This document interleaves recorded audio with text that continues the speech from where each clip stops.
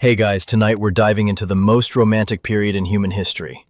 If by romantic you mean barely bathed bachelors, offering turnips instead of roses and love letters that must pass through three gatekeepers and a confused goose. Welcome to the Middle Ages. It's 1347. The air smells like damp wool, burnt porridge, and unresolved feudal tension. You've got no phone, no deodorant, no memes.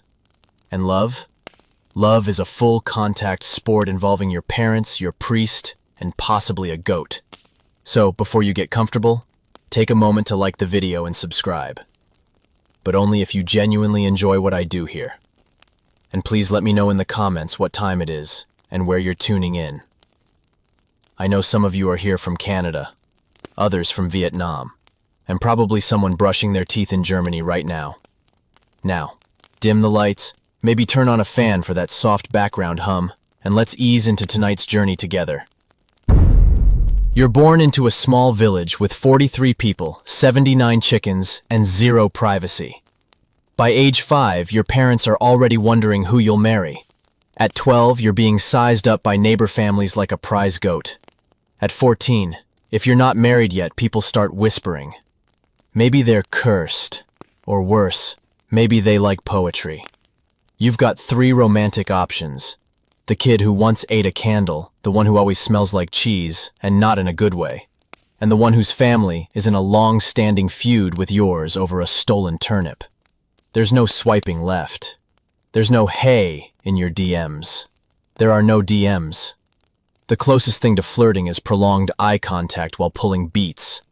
And if someone passes you a potato slightly bigger than average, that's a love confession. But beware. Expressing love in the Middle Ages is like stepping into a social minefield. A misplaced smile can lead to suspicion. A compliment can be misconstrued as witchcraft. You once told someone they looked nice in their tunic. Now half the village thinks you're betrothed. Your outfit? You've got 2. A work tunic and a formal tunic that used to be white. Hair? Braided if you're fancy, matted if you're practical. Perfume? A strategic blend of garlic, smoke, and wishful thinking. Forget flowers. The real gift of affection is not stepping on their foot during the harvest dance. Meanwhile, the upper class is engaging in what they call courtly love. Sounds noble, right? Nope. It's long-distance emotional suffering. Knights write love poems to women they can never touch. Women respond with polite silence or a slightly damp handkerchief. Love is all about restraint. If you're lucky, she might acknowledge your existence after 5 years of singing sad songs under her window with a nod. Swoon. Courtly love is primarily a sport for the rich. The poor can't afford that level of drama. You've got chores, goats chase, and 6 siblings sleeping in the same bed. Ain't nobody got time for poetic longing. Still, love finds a way. Between plowing fields and surviving plagues, someone might smile at someone else across a smoky kitchen and think, you know what? I'd let you use my better spoon. Because in the Middle Ages, love wasn't about luxury. It's about surviving together, arguing over stew ingredients, and hoping your mother approves. It's about giving someone the bigger piece of bread, even when both pieces are stale. So buckle up. Tonight, you'll navigate medieval romance with nothing but a patchy tunic, a questionable haircut, and the sincere hope that your future in-laws don't own a pig with better manners than you. Let's get something straight. If you've ever said, love is complicated, then congratulations. You would have thrived in medieval times. Because back then, love wasn't just complicated. It was a certified mess wrapped in poetry, sprinkled with suspicion and baked under the disapproving stare of your entire village. So, what did it mean to, quote, love in the Middle Ages? Well, that depends on who you were. If you were a peasant, quote, love often meant a strategic alliance between 2 families needing help fixing their fences. You didn't fall in love. You fell into mutual obligations. Romance? Maybe if they gave you the bigger turnip. But if you were a noble, oh, now it gets juicy. Enter courtly love. It sounds romantic, like something painted on stained glass or embroidered on a tapestry. In reality, it was emotional cardio with zero physical payoff. Picture this. A knight in slightly dented armor falls hopelessly in love with a lady far above his station. She's married. He writes her poems. She responds with a nod. Sometimes. Courtly love wasn't about happy endings. It wasn't even about relationships. It was about longing, suffering, and long monologues about how your soul was wilting like an overcooked cabbage. Love was the art of yearning without achieving. If your heart didn't hurt, you weren't doing it right. It was emotional fan fiction with chainmail. Meanwhile, peasants watched from the sidelines like, I've got 6 kids, no shoes, and my wife just beat me at arm wrestling. I don't have time to pine. Their version of love was, we survived winter together. Let's build a bigger hut. So, back to definitions. Love among the lower classes? Practical. Do they have strong calves? Can they lift hay without groaning? Are they only moderately cursed? That's marriage material. Bonus points if they own a goose. Love among nobles? Symbolic. It's about gestures, tokens, and abstract metaphors. You don't say, I love you. You say, my heart is a prisoner in the fortress of your gaze. And then she responds with, my window is closed. Go compose in the forest. There were even rules, literal rules, for how to love correctly. The 12 Rules of Courtly Love, written by Andreas Capellanus, included gems like jealousy increases love, and marriage is no real excuse for not loving. Yes, you read that right. In Courtly Love, being married enhanced the drama. So let's recap. Real love equals is rare. Approved love equals scheduled by parents. Secret love equals the juiciest kind. And all love equals is monitored by at least 3 people holding torches and judgment. To make things more exciting, love wasn't just an emotion. It was a social sport. The goal wasn't necessarily to get the girl or the guy. The goal was to prove that you were capable of deep, eloquent suffering. The deeper the sighs, the more poetic the anguish, the more noble your heart.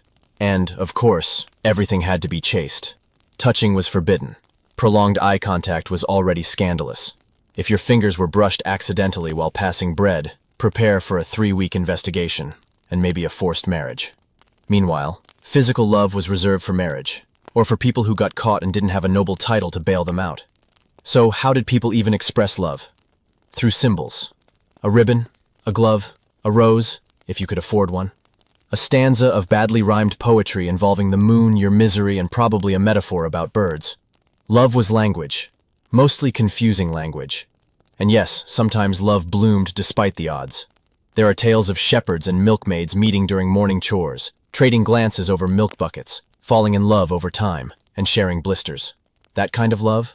Real. Smelly but real. Still, the ideal love was unreachable, especially in the eyes of bards and poets. The she lives in a tower guarded by a dragon or a deeply disapproving aunt kind of love. The more impossible the situation, the more noble the pursuit. It wasn't about getting married. It was about the struggle, the poetry, the drama. Lancelot didn't pine for Guinevere because he wanted a stable domestic partnership. He did it because the pain looked good on him. And let's not forget the influence of religion. Love had to compete with God. The church was obvious. Love should be pure, controlled, and never ever as entertaining as lust. Any romance too spicy got labeled sin faster than you could say forbidden fruit. So, you lived in a world where love was sacred, scandalous, and strategic. Sacred when blessed by the church. Scandalous when exchanged through secret notes. Strategic when your goats were involved. You didn't swipe. You didn't slide into DMs. You exchanged glances during harvest festivals and hoped your future spouse didn't have too many boils.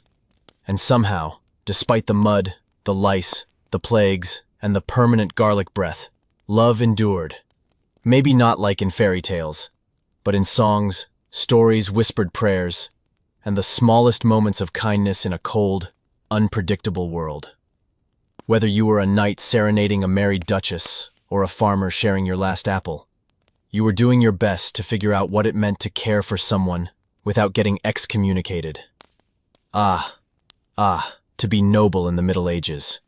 Gold on your tunic, embroidery on your sleeves, and a marriage contract in your baby crib before you could hold a spoon. If you were a noble, love wasn't something you fell into. Your parents negotiated it during a long dinner where someone inevitably brought up cows. You didn't fall in love. You got strategically betrothed. Let's say you're the daughter of a baron. You're 12, so it's time for your first What lands come with this girl meeting? You sit silently while your future is hashed out over roast duck. One suitor owns a river, another has goats. Guess who wins? Neither. Your uncle owes someone a favor, and now you're marrying a distant cousin who smells like turnips. Love? Optional. Dowry? Mandatory. Maybe you're a young nobleman. Congratulations, you get to court a lady. This means memorizing obscure poetry, sending tokens of affection through servants who 100% read your letters, and maintaining eye contact for exactly 3 seconds during feast days. Longer than that and someone accuses you of witchcraft, or lust, or both. You don't choose who you love, you inherit them like you do your father's debt and that one mysterious family curse nobody talks about. Still, let's say, somehow, you catch feelings for someone unsuitable, a lady-in-waiting maybe, or a troubadour's daughter. Scandal. Scandal with a side of disgrace. If your letters are found, they'll be read aloud in court. Not the good kind. The everyone wears wigs and frowns kind. If you're lucky, you'll be shipped off to a monastery. If not, welcome to family exile. Meanwhile, nobles were expected to master the art of refined distance. A nobleman must admire his lady from afar, ideally while sighing near a fountain or composing sonnets involving swans. Touching her hand? Outrageous. Speaking to her without a chaperone? Criminal. Women of noble birth were trained from a young age not in flirting, but in deflecting gracefully. They learned to reject suitors with metaphors like, "Your affection is like summer rain on winter soil," brief and ineffective. Procured. Still, now and then, a scandal would bloom. A princess runs off with her tutor, a duchess sends a private note accidentally nailed to the cathedral door. Cue the gasps, the shunning, and the endless poems written by heartbroken poets who think 3 rhymes for anguish is enough. If you were lucky enough to marry someone you liked, congratulations, your family is furious. But maybe, just maybe, your love will survive the endless duties, political drama, and the constant presence of your mother-in-law, who lives 2 towers over and judges everything. Let's not forget, being noble meant your every move was public. You couldn't sneeze without someone turning it into a prophecy. So imagine trying to flirt, or confess feelings, or sneak a smile. Someone somewhere was always watching and reporting, usually with dramatic flair. There were exceptions. Eleanor of Aquitaine, a legendary queen and patron of poetry, encouraged courtly love at her court. She hosted poets, musicians, and knights who were so emotionally devastated they couldn't hold a sword without crying. It was like The Bachelor, but with more chainmail and fewer roses. But Eleanor was rare. For most noble women, love was a whispered hope, buried beneath layers of velvet, duty, and silent dinners, with husbands who thought emotions were diseases. So what was noble love? It was ambition, restraint, and emotional origami. You folded your feelings into metaphors, handed them over in embroidered handkerchiefs, and hoped no one noticed your sighs. And if someone did, you'd better hope they were sympathetic, or at least too polite to tell your father. Noble love wasn't about happiness, but honor, lineage, and ensuring the neighboring castle didn't get the better sheep pasture. Recurred one menu road. You didn't marry for love. You loved despite marriage. And maybe, just maybe, between the alliances and the awkward feasts, 2 people would find each other in stolen glances and whispered Latin. And that was more romantic than any modern love song. If you thought noble love was complicated, try falling in love while ankle-deep in the mud with your mother watching from the cabbage patch. As a medieval peasant, you didn't date so much as exist in parallel proximity until someone's parents noticed. Courtship wasn't a solo activity. It was more like a group project, and a job interview meets farming strategy. Let's set the scene. You're 14. You own 1 tunic, half a spoon, and a dream. Your parents want to know if the neighbor's daughter is strong enough to carry firewood and fertile enough to produce at least 6 children. Meanwhile, the neighbor's parents want to know if your family owns 2 pigs or just 1, with good posture. You like her smile. They like your family's ability to pay taxes on time. That's the balance. Love starts with curiosity. But not your curiosity. Your parents'. One day, your mother notices you looking at the blacksmith's boy for over 2 seconds. Boom. Rumors. By sunset, 3 neighbors have asked, "So, when's the wedding?" There's no dating phase. There's mutual glancing, awkward market interactions, and accidental hand grazes while both are reaching for a turnip. If your hands touched over tubers, That was it. Engagement is imminent. Your parents, the real matchmakers, begin subtle negotiations. Oh, we heard your daughter churns butter faster than lightning. Yes, and your son doesn't drool when he speaks. Very promising. If both parties agree, the courtship begins. This means you can now walk within 10 feet of each other at the festival. Don't get any ideas. You're always chaperoned. Usually by someone's aunt. Sometimes by both. These aunts are like medieval Wi-Fi. Always connected, slightly unpredictable, and everywhere. You go on dates, which means working side by side in the field while trying not to sweat directly on each other. Your first romantic gesture? Handing them the nicer hoe. Your first argument? Whether the chickens had been fed yet. You express affection through practical acts. Fixing their thatch roof? Romantic. Helping slaughter a pig together? Deeply intimate. Lending them your extra sock in winter? A proposal. You carve hearts into tree bark. You exchange woven bracelets. You write songs that rhyme hay with day and hope they don't laugh. You try to remember their favorite type of onion, and when the moon's right and the harvest is good, maybe, just maybe, you'll get to hold hands at the festival for exactly 2 dances. Of course, all this only works if your parents approve. If they don't, that's it. You move on. Love is great. But so is keeping peace between families who share goats. Sometimes, the girl's father asks for a bride price. 2 chickens, 1 sack of barley, and a nice hat. You negotiate. 1 chicken, half a sack, and a slightly used scarf. Deal. You're now emotionally and economically invested. If you're bold, you might sneak a letter, written phonetically, handed off by a cousin, and possibly eaten by a dog. If it reaches her, she might smile. If it doesn't, maybe she wasn't into onions anyway. There's risk. If the relationship goes bad, the whole village knows. There are no private breakups. There are tense silences in the town square and extremely awkward maypole dances. And yet, something about it works. Maybe it's the joint effort of survival. Maybe it's the fact that your idea of a good time is finishing your chores early and sitting quietly near the compost pile. Love among peasants was built slowly. You knew everything about each other, from bad habits to foot fungus.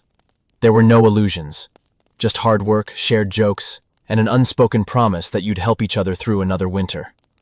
There was tenderness, even if nobody called it that. You saw it when he saved her a dry spot by the fire, when she made him stew with the last turnip. When he walked her home in the rain, he said nothing but gave her his only dry sleeve. That was romance. No fireworks, just embers, slow and steady. And if all went well, a wedding would follow. Modest, loud, and full of stew. And from there, a shared roof, shared work, and if you were lucky, love. That lasted longer than the roof that leaked above it. Because, as a peasant, you didn't love poems. You loved chores, shared bread, and silent understanding. It wasn't grand, but it was real. So, you think you're in love. Great. But before you start composing love ballads or nervously braiding your hair with wildflowers, let's answer the most medieval questions. How many cows are involved? Because in the Middle Ages, love wasn't just blind. It was financially audited. Choosing a partner wasn't about finding the one who makes your soul sing. It was about finding the one who comes with land, livestock, or at least a really promising carrot crop.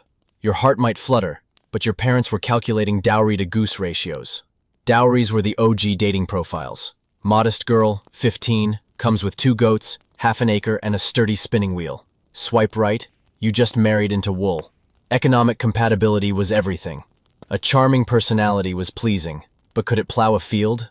A beautiful singing voice might melt hearts, but could it also knead dough or survive a hailstorm in March?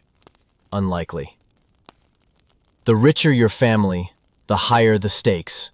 Nobles sized each other up like chess pieces. He has a port, she has vineyards. Together, they can form the most passive-aggressive wine empire in the region. Poorer families weren't exempt. Even peasants knew a marriage had to make sense. A family with 5 kids might seek a son-in-law who could chop wood with either hand. That's talent. That's security. You, the hopeless romantic, are smitten with a baker's daughter. But she comes with no land and an older brother who once bit someone during Lent. Your father disapproves. We need someone who can milk a cow and bring soup to your grandmother. Meanwhile, your cousin got engaged to someone described only as pleasant and owns a plow. That's it. That's the bio. It wasn't just about what you brought into the marriage. It was about what you might someday inherit. A bag of flour now could mean a mill later. Families hedged their bets. Marrying someone slightly less attractive but with access to grain? Total win. And don't forget the bride price. That's the reverse dowry, where the groom gives gifts, money, animals, land, to the bride's family. A fine lad, and he brought us a cow that only kicks sometimes. Blessing granted. Sometimes love bloomed across class lines, but this was rare and deeply suspicious. Is a merchant's son eyeing a noble's daughter? Scandal. A noble flirting with a peasant girl? Prepare for drama, social exile, and a confusing poem about unworthiness and mud. Even religious figures had opinions. The church encouraged mutually beneficial marriages, which meant don't marry someone who can't contribute something to the joint taxes. This all sounds transactional, and honestly, it was. But the calculations still had space for emotion, if you were lucky. Two people might enter a union for practical reasons and discover they genuinely like each other.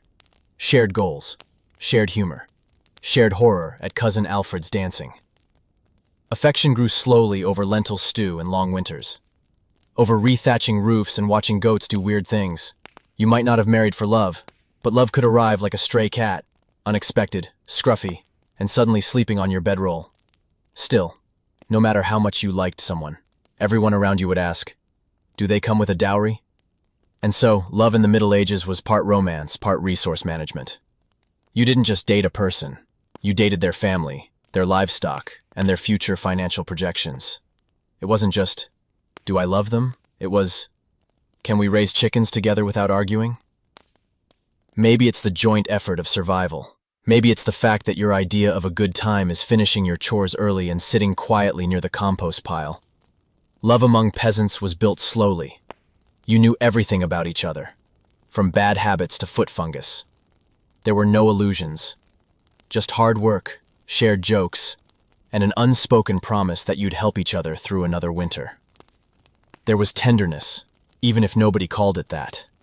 You saw it when he saved her a dry spot by the fire, when she made him stew with the last turnip. When he walked her home in the rain, he said nothing, but gave her his only dry sleeve. That was romance. No fireworks, just embers, slow and steady. And if all went well, a wedding would follow. Modest, loud, and full of stew. And from there, a shared roof, shared work, and if you were lucky, love that lasted longer than the roof that leaked above it. Because, as a peasant, you didn't love poems. You loved chores, shared bread, and silent understanding. It wasn't grand, but it was real. So, you think you're in love. Great. But before you start composing love ballads or nervously braiding your hair with wildflowers, let's answer the most medieval questions. How many cows are involved? Because in the Middle Ages, love wasn't just blind, it was financially audited. Choosing a partner wasn't about finding the one who makes your soul sing.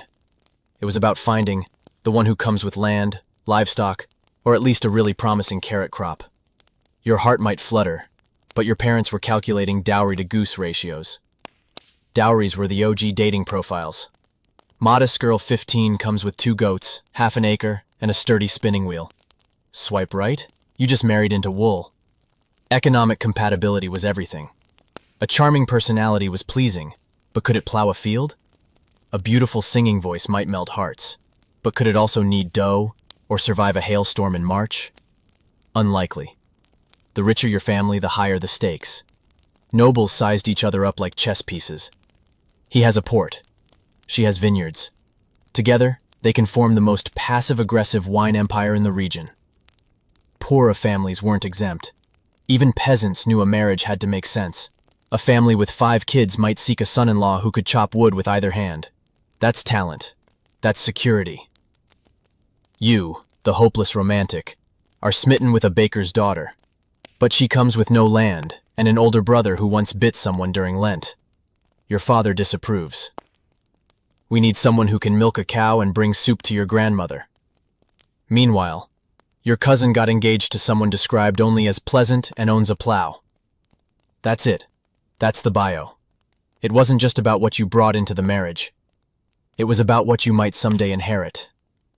A bag of flour now could mean a mill later. Families hedged their bets, marrying someone slightly less attractive, but with access to grain. Total win. And don't forget the bride price.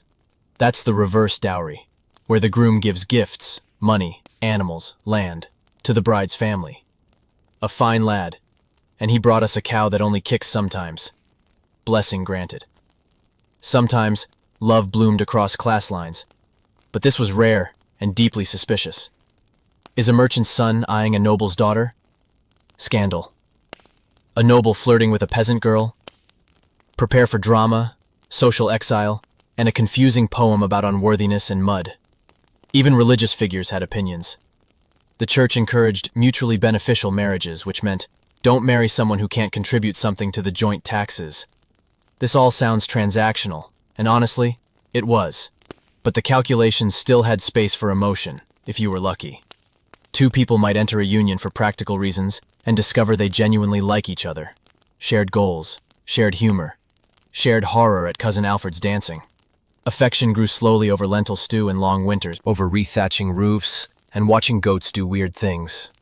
You might not have married for love, but love could arrive like a stray cat. Unexpected, scruffy, and suddenly sleeping on your bedroll. Still, no matter how much you liked someone, everyone around you would ask, do they come with a dowry? And so, love in the Middle Ages was part romance, part resource management. You didn't just date a person. You dated their family, their livestock, and their future financial projections. It wasn't just, do I love them? It was, can we raise chickens together without arguing? Because love was great. But the love that came with a cow? Even better. Let's say you catch feelings. It's not full-blown love, just a little medieval crush. Maybe it's the way they laugh when the goat sneezes. Maybe it's how they chop wood with alarming precision. Whatever it is, your heart skips a beat. Too bad, because in the Middle Ages, crushes were dangerous. We're talking one wrong glance and you're accused of demonic possession levels of danger. Flirting? Highly discouraged. Emotional vulnerability? A liability. Your best case scenario was to love someone quietly, painfully, and from at least 15 feet away. Even something as simple as prolonged eye contact could be grounds for gossip. Did you look at someone across the market? Congratulations. The baker, the priest, and 3 grandmothers now assume you're eloping. Remember, privacy was a myth. Everything was public. Your love life? Public. Your laundry? Public.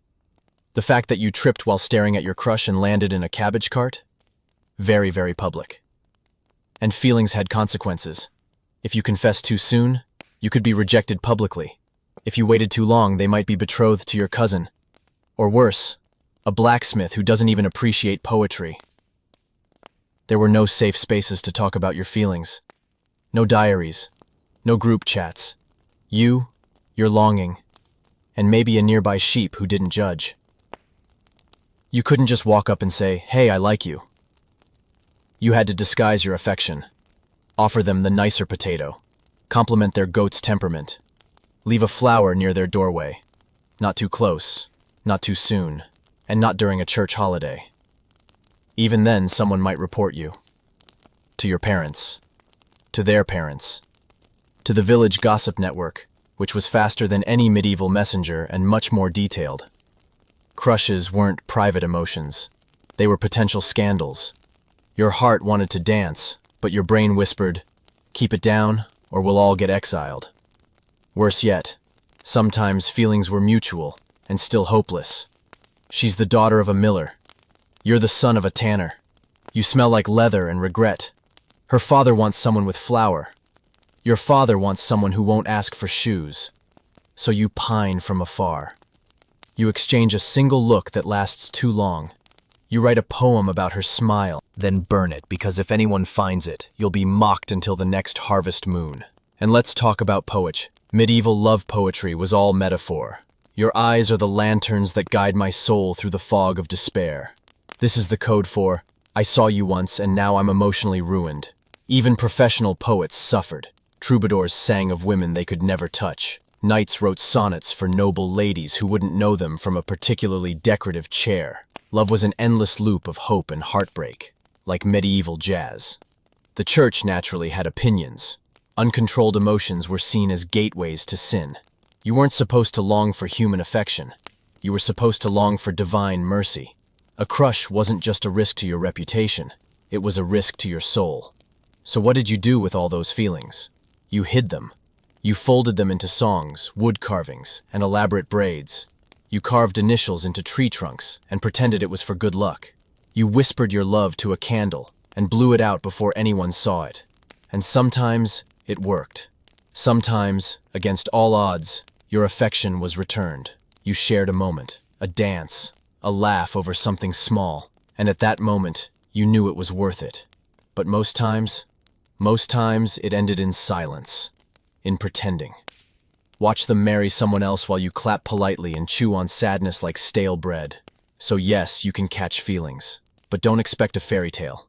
Expect longing, expect confusion, expect to sigh a lot. And if you're fortunate, maybe, just maybe, they'll sigh back. In the Middle Ages, if you couldn't confess your feelings out loud, and let's be honest, most people couldn't without risking exile or exorcism, you turned to the most powerful tool in the medieval romance arsenal, poetry. But not just any poetry. No limericks, no roses are red simplicity. We're talking full-scale metaphorical melodrama. Were you even in love if your poem didn't involve the moon, unending suffering, and at least one bird reference? Love poetry in this era wasn't just a form of expression, it was survival. A way to vent, to pine, to signal affection without saying anything actionable. It was an emotional semaphore. Say you had a crush. You couldn't tell her, I like your laugh. No, you wrote, thy voice, sweet as the chime of saintly bells, doth echo through the hollow halls of mine anguish. In modern terms, this means, you giggled and now I'm a mess. Poetry was indirect on purpose. You could always claim it was a love letter, just a general piece. Oh no, that wasn't about you. It was about, an allegorical rose. Of course, writing poetry had its risks. If someone found it, they might read it aloud during supper. If it rhymed well, congratulations, you're either admired or mocked. If it didn't rhyme, may God help you. Still, the tradition was strong. Troubadours made careers out of this. Wandering from castle to castle, they composed epic verses about unattainable love. O lady of the high tower whose eyes shine brighter than my lord's best silverware. They sang these songs to rooms full of nobles, pretending they weren't emotionally devastated. Meanwhile, someone in the back quietly wiped away a tear with a turkey leg. But you didn't have to be noble to write poetry. Even peasants tried. Ode to my beloved who milks the cow may not be made into history books, but it expressed genuine affection, real longing, and sometimes real confusion about whether she even noticed him. Poetry had structure. It wasn't random. There were forms, ballads, chansons, rondeaus. You had to study. Rhymes, meters, and metaphors were your friends. Unless you were bad at them. They were enemies hiding in your stanza. Love poems often praise pain. To love was to suffer. To suffer was noble. My love burns like the forge, yet I hammer on though flames consume me. Translation: I saw you talk to another guy, and now I'm spiraling. Writing poetry allowed you to channel feelings when you couldn't act on them. You poured your heart onto parchment, scratched your soul into lines, and hoped it didn't get used to start a cooking fire. Some brave souls shared their poems, slipped them under the doors, read them by moonlight, whispered them into the wind like overdramatic leaves. Sometimes they worked. Sometimes they backfired. One poor lad in 1321 accidentally wrote a good poem that caused 3 marriages and a duel. And yet, despite the risk, people kept writing. Why? Because poetry lets them feel big feelings in a world that doesn't allow big gestures. You couldn't shout from rooftops. You'd be fined for disturbing pigeons.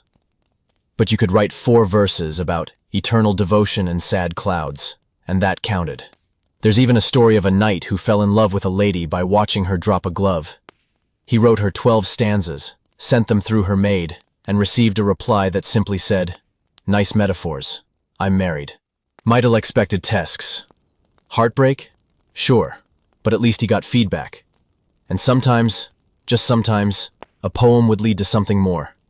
A smile, a reply, a secret tryst in the orchard. Or maybe just a shared glance and mutual recognition that, yes, I too enjoy overthinking everything. Poetry was the language of longing, the soundtrack of medieval emotional repression. It was what you did when all else failed, or when everything else was forbidden. So if you lived back then, chances are you'd have a parchment tucked under your bed.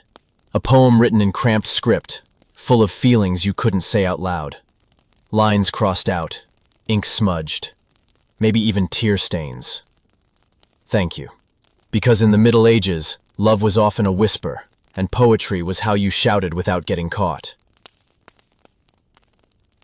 Let's talk about knights. Yes, those shiny, sword-swinging, lance-wielding men of valor and chainmail who also happened to be absolute disasters when it came to love. You see, behind every great knight was a whole lot of feelings, not battlefield rage or righteous anger.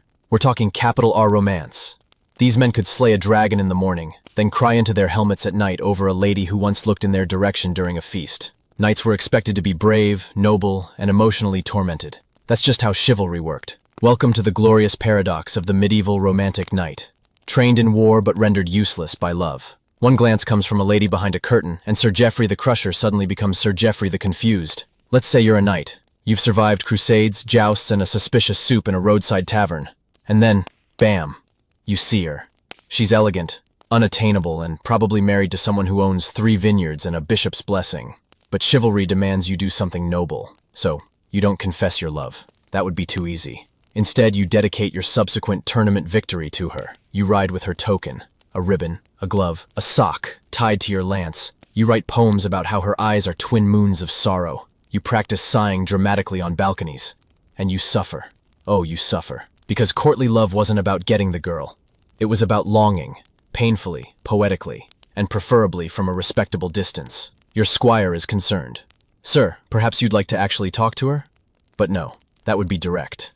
And knights were all about indirect, drawn-out agony. Some knights, like the famed Lancelot, took this suffering to Olympic levels. He fell in love with Queen Guinevere, who was married to his best friend, King Arthur. Instead of moving on or starting a pottery hobby, Lancelot spends decades writing poems, fighting in tournaments, and having passionate moral breakdowns. Courtly love had strict rules. Love from afar. Never expect reciprocation. Worship your lady like she's a sacred relic. And above all, don't touch. If you so much as brush elbows, you've committed emotional treason. And yet, these knights kept loving, kept aching, kept getting into dramatic duels over whose poem had the better metaphor. The battlefield and the love arena were seen as parallel realms. You trained with the sword daily and honed your metaphor skills by candlelight. A knight's resume might read, killed 12 infidels, wrote 47 love sonnets, good with horses. Now, was this kind of love practical? Not. Did it change anything? Rarely. But did it inspire some of the greatest love stories of the era? Oh, yes. Knights were, in many ways, medieval celebrities. Their love lives were followed like soap operas. Did you hear Sir Baldwin sing a chanson to Lady Mirabelle in the Rose Garden? Scandalous. She's betrothed! Exactly. He used a falcon metaphor. Courtly love was also political. A knight dedicating his feats to a noble lady wasn't just being sweet. He was aligning himself with her family, building loyalty, and maybe angling for a better post or a land grant. And for the ladies, receiving the attention of a knight meant status. It meant power, even if unspoken. Having someone pine for you in verse made you legendary. But it wasn't always fair. Many knights confused obsession with love. Some ladies found themselves unwilling recipients of a sonnet-a-day campaign, accompanied by sad harp music and unsolicited brooches. And don't forget the armor. Ever tried writing a love poem while wearing 50 pounds of metal and sweating through your linen shirt? That's dedication. So why did knights engage in this madness? Because courtly love was a game, a noble game, one where the goal wasn't union but honor through heartbreak. You won't be kissing the girl, but proving how deeply you could yearn without losing your sense of duty. And sometimes, just sometimes, the lady wrote back, a single line, a single verse. Your devotion is noted. And the knight? He'd write 12 more stanzas about that sentence. This love was ritualized suffering. It was a rehearsed heartbreak. It was men in armor getting misty-eyed over embroidery. But within the theater, there was something real, a desire to connect, to be seen, to matter, not just as a warrior, but as a heart. And so, if you lived back then and found yourself falling for someone out of reach, just remember, there's a knight somewhere, writing terrible poetry in your honor, and crying into a goblet. Because in the age of chivalry, love wasn't about happy endings.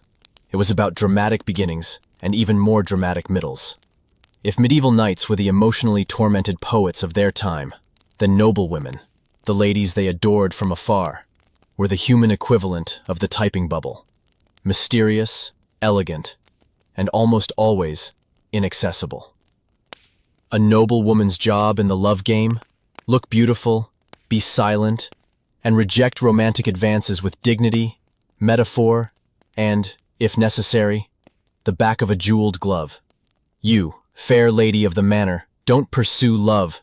Love happens to you, like an unexpected storm or a new tax. You're trained from childhood not to chase suitors but to deflect them gracefully. Your mother teaches you the art of rejecting a compliment without technically acknowledging it was ever given. I do not know if my eyes are as stars, you say, but the moon is full tonight. Translation: thanks, but no. You sit through banquets like a goddess in a tapestry. You accept praise with a subtle nod that could be mistaken for sneezing. Meanwhile, 10 knights are writing poems about the angle of your chin. Let's not pretend you have agency in all this. Your future, romantic or otherwise, has likely been charted since birth. You're set to marry someone politically useful, possibly twice your age, and prone to mysterious skin conditions. But until then, you are the flame, and the knights are very sweaty moths. When a knight dedicates his tournament win to you, you must smile, not too widely. A wide smile is scandalous. Too little smile? Cold-hearted. Just enough smile? Poetry-worthy. You receive love letters written in quill-inked passion, folded 16 times, sealed with wax, and delivered by a terrified servant who has no idea what's inside. You read the poem. Thy beauty doth pierce my soul like a javelin of joy. You sigh. You tuck it away. You add it to the pile. You're not allowed to write back, at least not openly. Instead, you might return a token, a small ribbon, a handkerchief, a flower pressed between pages. Each gesture is dissected for meaning. Did she send a rose? That's passion. A violet? Modesty. A turnip? Probably an accitant. Your beauty is your power, and your silence is your weapon. You speak rarely. You stroll. You nod strategically. You must be just distant enough to inspire longing, but not so cold that your suitors give up and fall in love with a shepherdess. The court watches your every move. You're never alone. You're escorted, chaperoned, shadowed. Want to talk to someone? Better do it during the embroidery circle, in Latin, using double entendre. And yet, within these limits, you wield incredible influence. A raised eyebrow can start a duel. A smile can inspire a song. A sigh can launch a pilgrimage. And when you speak clearly and directly, entire banquet halls go silent. You are untouchable, which is precisely what makes you desirable. But here's what no one writes poems about. You're bored. Deeply, tragically, silk-drapingly bored. You're educated enough to read poetry, but not allowed to publish any. You've got opinions about politics, agriculture, and that one knight's hair. But no one dares ask. Sometimes, you sneak out to ride horses alone. Sometimes, you read romance tales and roll your eyes. Sometimes, you write your poems and hide them under your pillow. You've seen the troubadour eyeing you. You've heard the lute player's midnight serenade. You've read the note left in your slipper. And while your official response is aloof elegance, part of the real, breathing, deeply repressed part wants to shout, "Seriously? Another swan metaphor?" Yeah. You know these men love the idea of you, not you. Yeah, they love the version of you that sighs at sunsets and cries at poetry, not the version who snores, hates boiled onions, and once punches a rooster. And yet, sometimes, there's one who sees past the surface, who makes you laugh, who hands you a bad poem, truly terrible, and it's the most honest thing you've read in years, and for a moment you forget decorum. But then the real world returns. The banns are read. The wedding is arranged. You marry the man chosen for you. He owns the land. He smells like ink and power. He kisses your hand and says the right things. And you? You smile. You play your part. You become the elegant wife, the quiet mother, the noble hostess. You wear silk and pretend it's armor. You nod at poets and remember the one who wasn't very good. Because, in the end, you weren't allowed to fall in love. But you learned to carry it, like lace under iron, soft but unbreakable. You're finally ready to make your move. You've written the poems, practiced your sighs, and narrowed your emotional breakdowns to once a week. Now, it's time for the grand gesture, the medieval version of I like you. You bring a gift. But in the Middle Ages, giving someone a gift of affection wasn't just romantic. It was potentially life-altering, or life-ruining, depending on the item. And who saw it? A token of love was both significant and incredibly risky. Give the wrong gift and congratulations, you're either accidentally engaged or being chased out of town by her father. Let's start with the basics. Ribbons, handkerchiefs, gloves. These were the romantic currency of the time. A glove was the medieval equivalent of sliding into someone's DMs, subtle, suggestive, and deeply open to misinterpretation. You hand her a glove?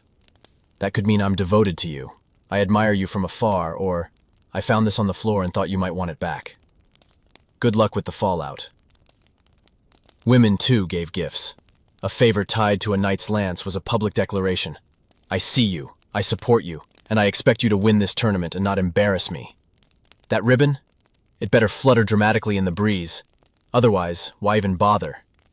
But it didn't stop there. Some people went further. Brooches, carved combs, even locks of hair. Hair, given willingly and wrapped in linen like a medieval engagement ring made of protein. Of course, there were dangers. A gift could be too much. You give someone a gold pin and suddenly, everyone asks when the wedding is. You send her a necklace, and her aunt knits you matching socks. No pressure. And context mattered. Giving a lady a belt? Romantic, unless she's married. Then it's scandalous. Offering a man your embroidered sleeve? Sweet, unless someone else already claimed your elbow in last week's feast.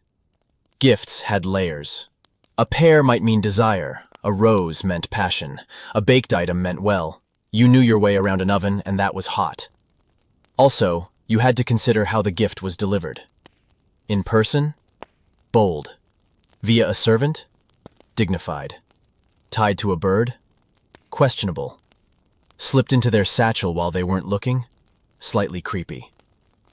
And let's not forget religious symbolism. The church had opinions. Some gifts were deemed too indulgent, too suggestive. Why did you carve a heart into that spoon? Do you seek affection or commit culinary heresy? But for all the rules and risks, gifting was profoundly human. A small object could carry enormous meaning in a world of arranged marriages and societal obligations. A token might be the only honest expression you ever exchanged. Of course, misunderstandings were rampant. You thought you gave her a friendship ribbon. She thought it was a proposal. Now her parents are demanding sheep, and you just wanted someone to read your poem about geese. Then there were the show-offs. Lords who gave jewelry too shiny, or knights who composed ballads and gave matching gloves, and sent a rose that bloomed in December. We get it, Gregory. You're dramatic. Meanwhile, peasants got creative. Couldn't afford jewelry? Carve something out of wood. Can't write poetry? Stitch a clumsy heart into a cloth napkin. One brave lad in Sussex once offered a girl a smooth rock. She married him. Rock-solid romance. But even the simplest gifts had weight. A feather from a favorite chicken. A carved spoon. A single clean apple. These weren't just gestures. They were an effort. And in a time where effort was survival, that meant everything. Sometimes, the gift said what you couldn't. Here, I carved this comb. Meaning, I thought about you every time I split firewood for the last 6 weeks, and when gifts were returned, that hurt. A ribbon was sent back untied. A glove was refused. A spoon was handed back with no comment. Rejection, in the age of symbolism, was brutal. Still, people tried. They risked embarrassment, gossip, and unwanted marriage contracts just to say, you matter to me. And when the gift was accepted, even with a smile as small as a thumbprint, that feeling, that joy, made all the metaphor worth it. So the next time someone hands you a lopsided bracelet, remember, in medieval terms, that's a sonnet and a promise rolled into one. And it didn't even come with debt. Well, unless you counted the goat. Let's say your gift was accepted, the ribbon admired, the handkerchief gently pressed to a cheek. You're officially in something. Not a relationship exactly. More like a medieval limbo of glances, poetry, and deeply confusing expectations. Time to escalate. Time to exchange an actual token of affection. A love token. Now this wasn't your average birthday present. These tokens were personal, symbolic, and fraught with enough hidden meaning to drive an entire village's gossip mill for weeks. Say you give her a ring, a simple band carved from a horn. Is it a promise of eternal love? A family heirloom? A subtle way to say, I hope you'll think of me during winter. Or, and this happens, did she think it was a friendship bracelet and give it to her cousin? You don't know. That's the beauty of medieval gift-giving. Ambiguity was half the fun. Gifts weren't just gifts. They were riddles. A woman gives a knight a piece of her sleeve before he heads into battle. It might mean, I believe in you. Or, if you die, I want everyone to know I knew you first. Or simply, you keep losing your sleeves and it's embarrassing. A knight, meanwhile, might hand over a brooch. Not just any brooch. One shaped like a falcon. Why? He thought it looked cool. Because falcons represent nobility, loyalty, freedom, and okay. But now she's wondering if he's secretly saying she should fly free, or hunt mice. Even items as mundane as a belt or a comb could become emotional grenades. Belts could mean commitment. Combs? Intimacy. You didn't just lend someone a comb in the Middle Ages. I want to be in your personal space forever. And when were these tokens worn publicly? Oh, the drama. A knight rides into the tournament wearing Lady Isabel's ribbon. Scandal. A noblewoman braids a man's lace into her hair. The court collectively faints. Some nobles even got strategic. A woman might give multiple tokens to different men. Not because she was fickle, but because alliances were complex, and a single ribbon could secure a dozen favors. Love? Maybe. Politics? Definitely. But that didn't stop people from hoping. Sometimes these gifts were secret. Buried in pockets, hidden in sleeves, sewn into linings, discovered only by accident or by nosy maids with nothing better to do. And sometimes they got stolen. Yes, token theft was real. A rival might sneak into someone's chamber, steal a love token, and parade it around like a prize. Oh, this? Just Lady Rosamond's embroidery. No big deal. Cue duel. But the most dangerous part wasn't giving the token. It was returning it. Do you return someone's glove? That's saying we're done. Did you hand back a ring? Oof. Emotional carnage. You send back a carved spoon with a note that reads, too soon? Legendary. Entire romances unraveled through tokens. Forgotten ones. Misinterpreted ones. Unwanted ones. But tokens also created a legacy. Some families kept them for generations. This comb? Given to our great-grandmother by a knight who died dramatically under a tree.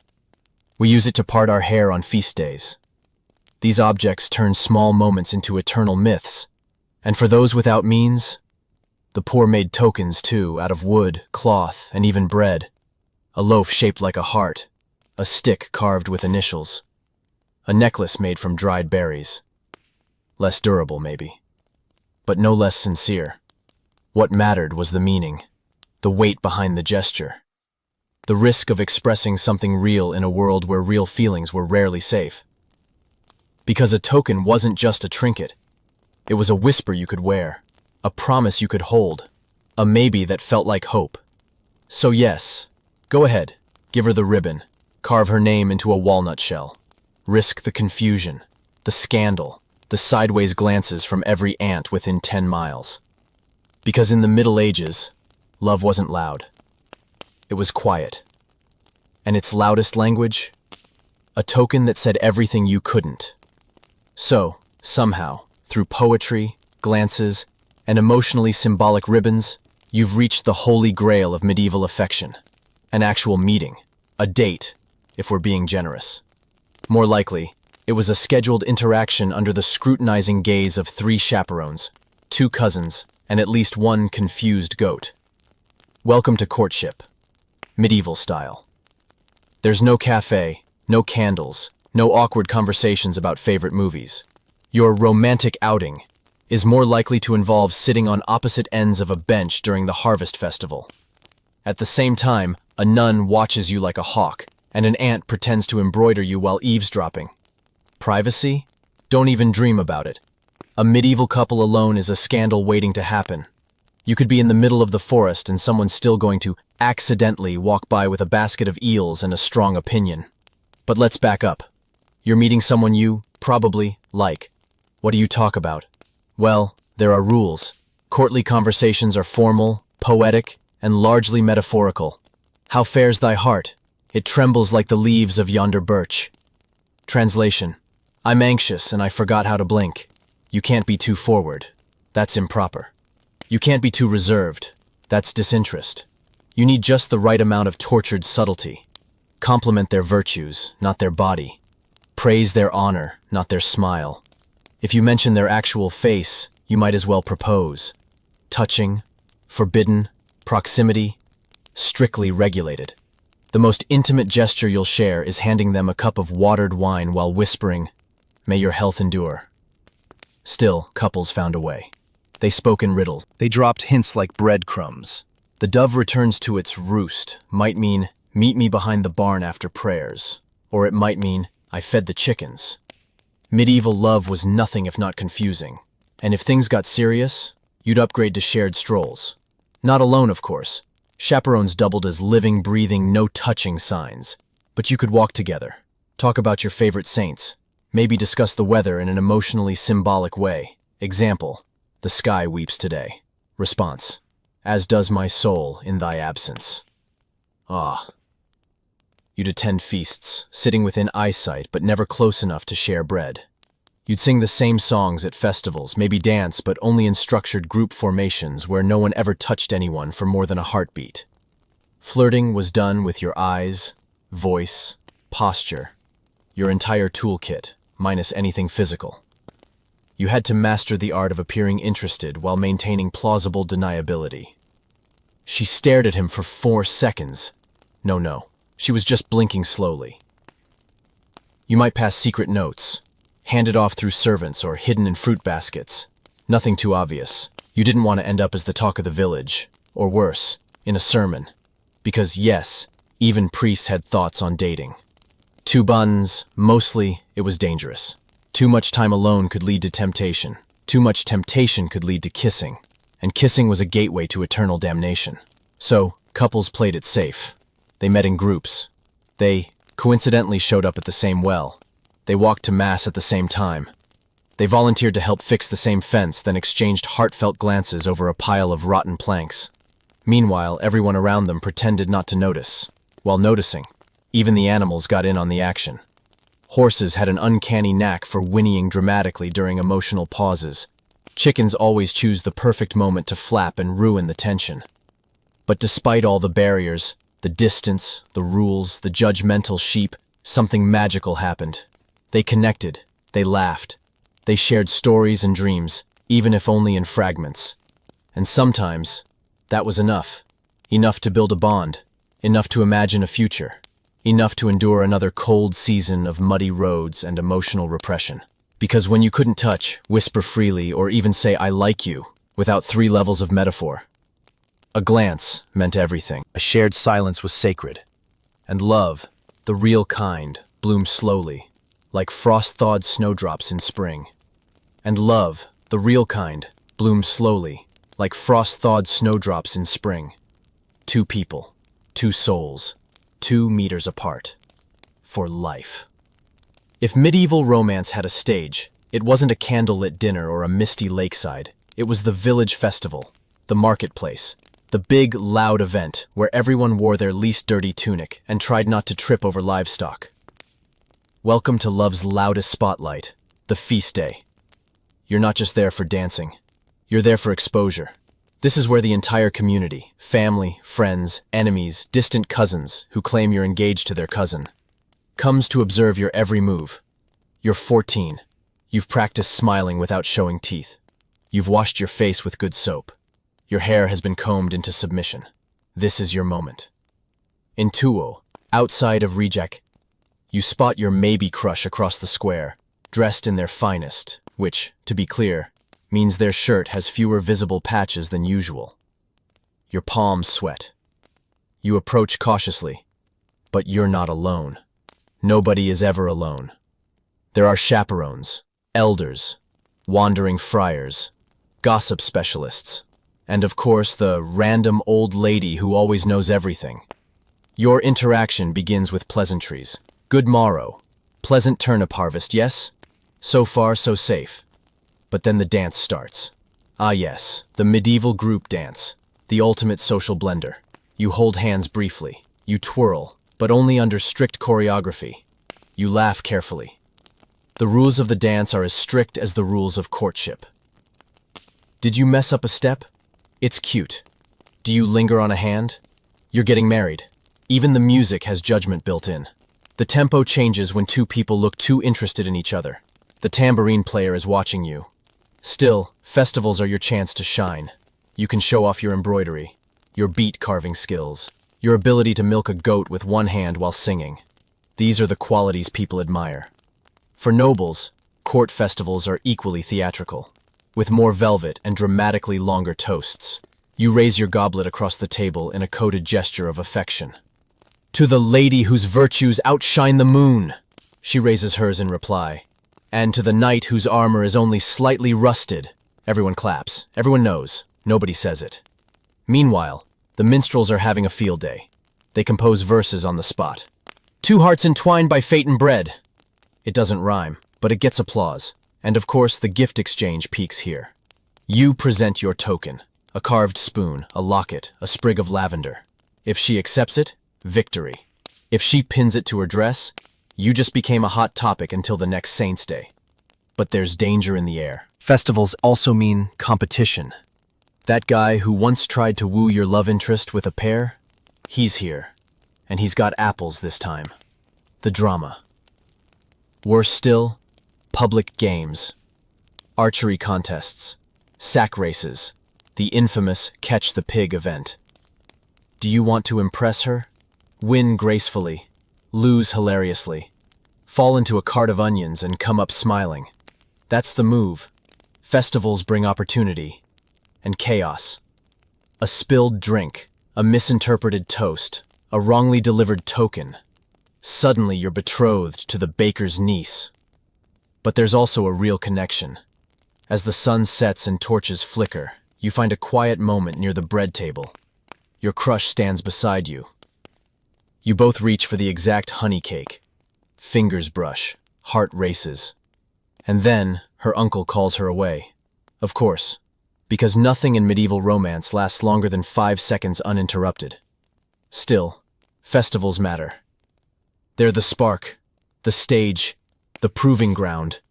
Here, feelings are declared, mistakes are made, legends are born, and if you're lucky, between the dances, the glances, and the awkward juggling contests, you might find someone who wants to walk with you after the feast. Not alone, of course. Never alone. But close enough. You've made it this far. You've exchanged glances, dodged a few overly observant grandmothers, dropped a metaphor so thick it made a priest blink twice, and now, you dare to dream of a secret meeting. A real one. Just the two of you. Maybe. Hopefully. Possibly. Welcome to the most delicate dance of medieval romance. The unauthorized, unchaperoned, almost but not quite hug rendezvous. But this isn't a modern meet-cute behind a coffee cart. This is the 1300s. There's no texting, Uber, or private balcony unless your family owns a castle, which yours does not.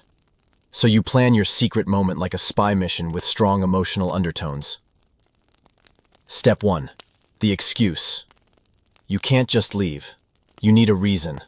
Checking on the cows is a classic. Going to fetch kindling, excellent. Looking for my missing sock is surprisingly effective if you look concerned enough. The goal is plausible deniability. Step 2. The timing. Never too soon after a festival, people are still watching. It's too late at night, and it looks suspicious. The sweet spot? Just before dusk, when people are tired, the chickens have called it a day. Step 3. The spot. This is critical. Not too far from the village. You don't want wolves.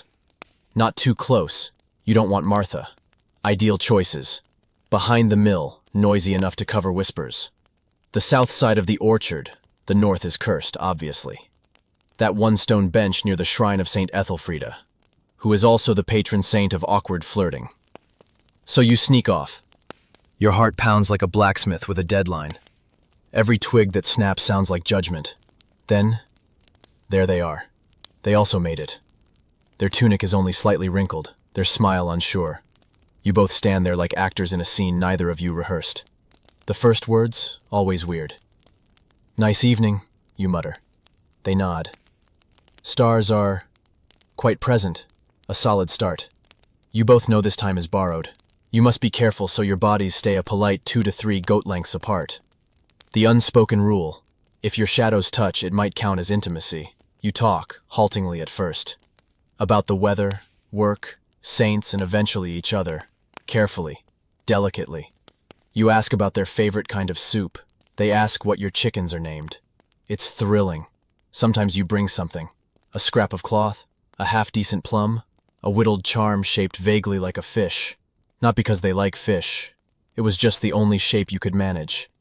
And then the moment. That strange, shimmering silence where nothing is said, but everything is understood. You might reach out, but no, you don't. You remember that story of the shepherd who held a girl's hand and had to marry her cousin instead. So you look, and they look back. It's more powerful than anything. Until, "Hey, who's there?" A distant voice, a lantern bobbing. Someone is looking for lost sheep, which is always code for teenagers acting suspicious. Panic. You scatter in different directions like pigeons at a wedding. You end up hiding behind a stack of wet hay. You smell like fear and damp grass, but you're grinning, because it was worth it. Even 5 minutes. Even in silence. Even with soggy shoes. Later you don't say anything when you pass each other in the market, but you both know. You both remember. And that memory, that secret, that almost was, it becomes yours. Nobles had it worse. More eyes, more pressure. Secret meetings meant bribing a guard or distracting a lady-in-waiting with a juicy rumor. One false move, and you're in a monastery explaining to Saint Benedict why you were caught with a poetry scroll in your breeches. But even nobles found a way. They met in libraries, behind curtain walls, and gardens supposedly used for herb gathering. Some even disguised themselves as peasants, badly, and tried to blend in. They did not blend in. Shiny boots in a mud village? Obvious. Yet they, too, longed, yearned, risked. Because what was at stake wasn't just gossip or punishment. It was a connection, real connection. A moment to drop the mask of duty, to say, without saying, "I see you," and maybe even, "I'd hold your hand if I could." But they couldn't. So they didn't. Instead, they shared the silence, the space, the promise. Not of forever, just of now. Because in the Middle Ages, that was more than enough. So far you've tiptoed around chaperones, survived goat-flanked festivals, and even managed a secret meeting near a questionable haystack. But what happens when your budding romance enters the era's most potent, watchful, and judgmental institution? That's right, the church. Welcome to *** medieval ecclesiastical dating, also known as how to flirt under divine supervision. Let's begin with the basics. The church wasn't just a Sunday obligation. The moral compass, social authority, and nosy neighbor all rolled into one. Priests didn't just bless marriages. They monitored pre-marriages and pre-pre-marriages. Father Bartholomew wanted to have a word if you blushed in the general direction of someone during Mass. The church had strict views on love. Love should be holy, pure, preferably arranged by someone's uncle. Ideally, it involves no visible affection, impure thoughts, and certainly no hand-holding without a chaperone, a marriage license, and at least 3 witnesses who had taken vows of silence. So, what did medieval couples do? They adapted. ***, the holy flirtation ground *** was the back pew. Far enough from the altar to avoid divine lightning, but close enough for a good side-eye. Couples exchanged glances during sermons, nods during hymnals, and, if feeling bold, subtle toe taps under the bench. Confession booths became emotional war zones. Bless me, Father, for I have maybe smiled at William of the butter stand? 3 Hail Marys and avoid eye contact for a week. Brutal. Book. The real challenge, though, was the church calendar. There were over 180 feast days and 40-plus days of fasting During these periods, courtship was limited. Affection was frowned upon. You couldn't even flirt during Lent, unless it was very spiritual. I admire your soul's discipline, was the closest you got to a compliment. And don't forget consanguinity laws. The church tracked family trees like medieval.ancestry.com with torches. You couldn't marry anyone within the 7th degree of kinship. Sometimes that meant the whole village was off limits. She's your 3rd cousin twice removed on your goat's side.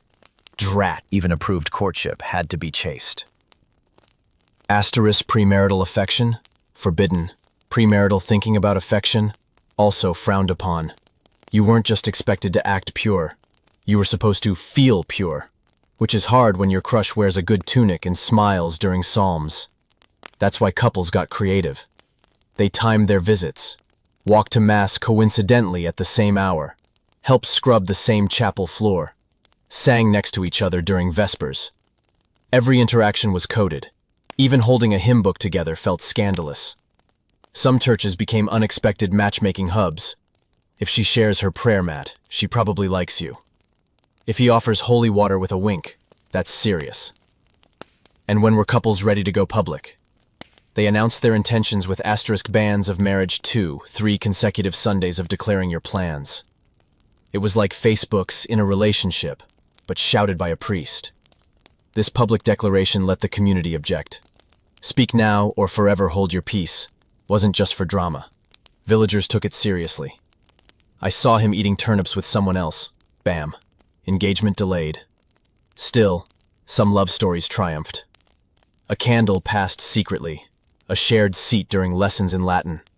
A vow made near the relic of St. Agnes is whispered and never forgotten. But for every quiet triumph, there were dozens of love stories crushed by doctrine, guilt, and over-enthusiastic monks. And if you crossed the line, punishments varied. Forced confessions, temporary banishment, assigned extra prayers, a lot of them. In extreme cases, being married off quickly before the scandal could spread. Yet, despite the pressure, people still fell in love. They found ways. Through glances, gestures, and shared silence. Through lit candles and folded parchment. Because love, real love, isn't stopped by stone walls or incense. It just gets better at hiding. And the most incredible thrill? Knowing your heart was racing in the most sacred place in town and hoping God felt merciful that day. Love in the Middle Ages wasn't just between 2 people. Oh no. It was between 2 people. Their families, livestock, priests, and the entire village's thriving gossip network. Because if romance was a spark, asterisk rumor was the wind that made sure the whole haystack went up in flames. Let's say you smiled at someone, just once, near the town well. By midday, you're unofficially betrothed. By sunset, someone's carved your initials into a tree. By the next market day, there's a song about you and 3 strangers congratulating you on your upcoming children. It didn't take much. A shared apple? Scandal. Removing a marriage strides far as Ralum. A glance during church. Affair. A dropped handkerchief? Illicit rendezvous? Gossip moved fast. Faster than horses, falcons, or actual news. In a world without Twitter, the village rumor mill was medieval social media, fueled by boredom, wine, and at least one aunt with extraordinary hearing. The mechanics were impressive. One person would mention, "I saw Thomas and Eliza speaking behind the flax stack." Within an hour, it became, they were holding hands. Then, they were whispering poetry. Then, they're eloping tonight under a blood moon with a traveling lute player. No one fact-checked. No one wanted to. The more dramatic the story, the juicier it got. And this mattered, because gossip had real consequences. A nasty rumor could ruin a match. It could end negotiations, offend families, or even bring in church authorities. One word from a respected elder and a budding relationship could disappear like yesterday's stew. Some lovers learn to weaponize rumors. Spread one strategically to make a rival look bad. Did you hear that Robert picks his nose and dreams of goats? Ouch. Marriage prospects equals doomed. Others tried to beat the gossip with more gossip. If we start another rumor, it'll distract them from the real one. Bold. Sometimes successful. Sometimes it resulted in triple the drama. And yet, despite the chaos, some couples used rumors to their advantage. A whispered flirtation disguised as a misunderstanding, a staged argument to deflect attention, a fake falling out so they could meet in secret without suspicion. Gossip became a chess game. Especially among nobles, court politics turned every crush into a strategic move. If a baron's daughter was rumored to favor a certain knight, he could gain favor, or lose everything, based on how fast that rumor traveled through the tapestry-weaving committee. Courtiers gossiped in rhyme-streif, minstrels spread it in song. Kitchen maids heard it first. Stable hands heard it best. And always, always there was that one person who didn't like to gossip, but knew exactly who said what to whom and when. Their name was usually Agnes. But gossip didn't just destroy love. It sometimes protected it. A well-placed rumor could distract from a real affair. A fake engagement might buy time for a secret courtship. One couple even pretended to despise each other publicly, while sending tokens via bread loaves. Their plan failed, only because the baker was very nosy. Of course, some rumors turned into legends. She gave him a daisy. He fainted from joy. He carved her name into his shield, then forgot how to joust. They kissed once behind the chapel. Lightning struck the next morning. Were they true? Probably not. Were they passed down? Definitely. Gossip was a memory. Gossip was folklore. Gossip was weirdly poetic. But it was also exhausting. Many couples broke under the pressure. Why do people keep asking when we're getting married? We've spoken once about onions. Others leaned in. If they think we're in love anyway, might as well enjoy it. And sometimes, in rare miraculous moments, a rumor sparks something real. I heard we're betrothed. Really? I hadn't heard, but would that be terrible? And just like that, the story became true. Ultimately, the third party in every medieval romance wasn't jealous.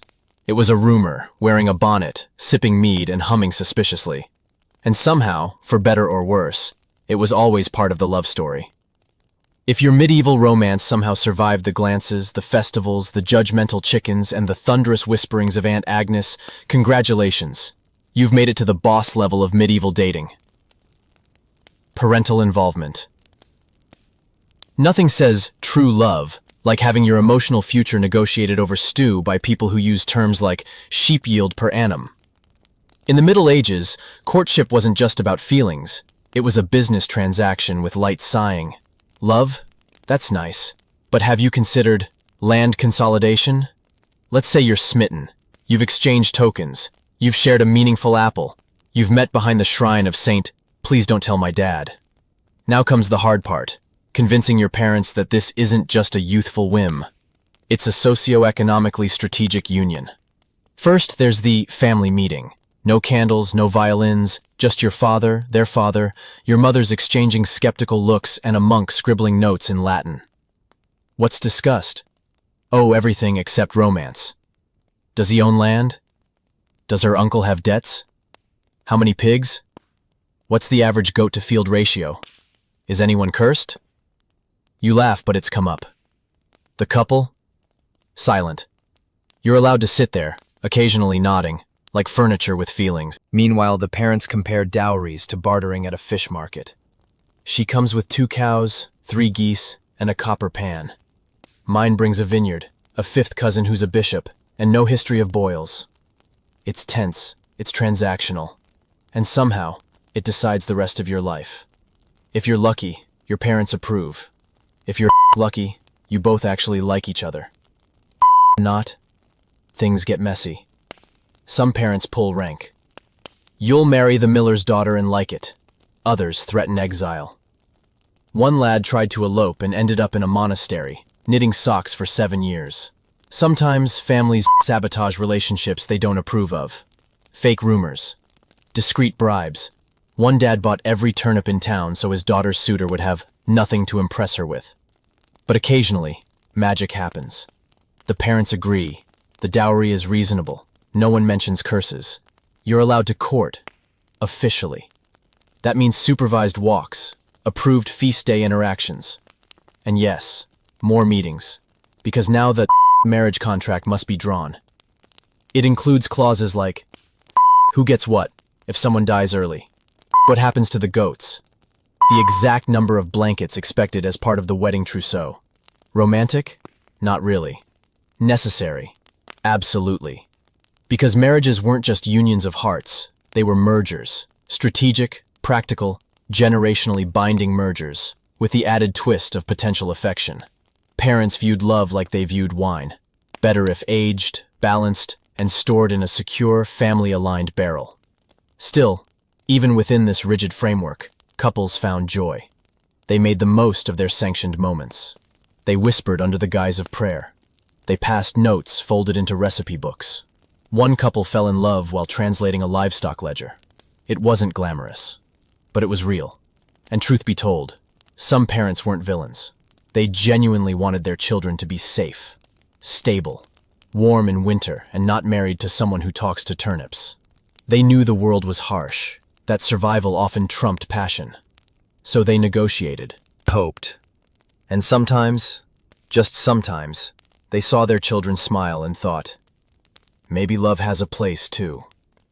Because in the Middle Ages, the road to romance often ran through the family ledger. And if you were lucky, it ended in love, and an excellent copper pan. After navigating whispered poetry, fruit-based metaphors, festivals full of judgmental livestock, and a negotiating table that looks suspiciously like a stew buffet, you finally reach the next significant milestone in medieval romance, the betrothal. Also known as the engagement, the pre-marriage, the we're not technically married, but it's socially binding enough to cause a village riot if we break it. This wasn't a proposal with roses and knee drops. No will you marry me, whispered over candlelight. No diamond rings, no surprise flash mobs of lute players. This was a formal event, announced to your entire social network, i.e., everyone who's ever watched you milk a goat, sanctioned by family, priest, and, if applicable, a very old aunt who speaks only in riddles. Step 1. The announcement of intent. This is where one family officially declares, hey, we like your family, and your goats.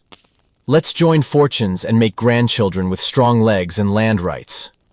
This declaration could be made verbally or in writing, with a lovely letter sealed with wax and folded enough times to cause a paper cut. Step 2. The gathering. Everyone comes. Everyone. The couple, the parents, the extended family, the village priest, the official witnesses, and at least 3 random neighbors who just like free bread. The setting is usually a home or hall. Modest, but prepared. Food is served. Wine is poured. But make no mistake, this is not a party. This is a legal, spiritual, and very public contract negotiation. Step 3. The terms. The dowry is confirmed. The gifts are exchanged. The timeline is set. The priest says a few words. The couple, who may or may not have spoken for more than 5 minutes, stands silently, trying not to pass out. And then comes the most crucial part. The hand clasp. This is the ancient, symbolic, tension-filled, sweat-inducing moment where the couple publicly holds hands while witnesses watch with the intensity of falconers at a mouse convention. Once hands are clasped, the betrothal is binding. Breaking it afterward, social suicide. You might as well tell the village you hate soup. Some communities even signed documents. Others exchanged symbolic items. A belt, a brooch, a piece of bread. One French couple famously sealed their betrothal with a shared boiled egg. Romantic? Maybe. Slippery? Definitely. Now, once betrothed, things got interesting. You were almost married. Close enough that any misstep could lead to scandal. Too much time alone? People talked. Too little affection? People still talked. You were expected to begin merging lives. Symbolically, of course. Visiting each other's homes, attending feasts together, participating in church events as the future couple. You might receive gifts from villagers. Here's a modest chicken for your future. May your house be filled with children and no mildew. Blessings galore. But you were also under extra scrutiny. Every eye followed you. Every whispered word was catalogued. One misphrased joke could start a rumor. One awkward pause during a dance, and suddenly the engagement was in trouble. Meanwhile, rival suitors sulked visibly. Old flames brought passive-aggressive turnip pies to community dinners. Someone inevitably wrote a dramatic poem. And then there was the ceremonial feasting. Betrothal feasts were semi-formal.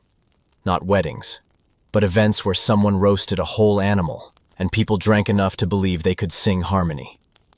At these feasts, toasts were made. Parents praised virtues. Priests prayed. And occasionally, an inebriated uncle offered unsolicited advice like, "Always let her pick the pickles. It's symbolic." You, the betrothed, smiled politely and tried not to look terrified, because under all the celebration was an undercurrent of tension. This wasn't just about two people. It was about land, family, money, and honor. Now, once betrothed, things got interesting. You were almost married. Close enough that any misstep could lead to scandal. Too much time alone? People talked. Too little affection? People still talked. You were expected to begin merging lives. Symbolically, of course. Visiting each other's homes, attending feasts together, participating in church events as the future couple. You might receive gifts from villagers. Here's a modest chicken for your future. May your house be filled with children and no mildew. Blessings galore. But you were also under extra scrutiny.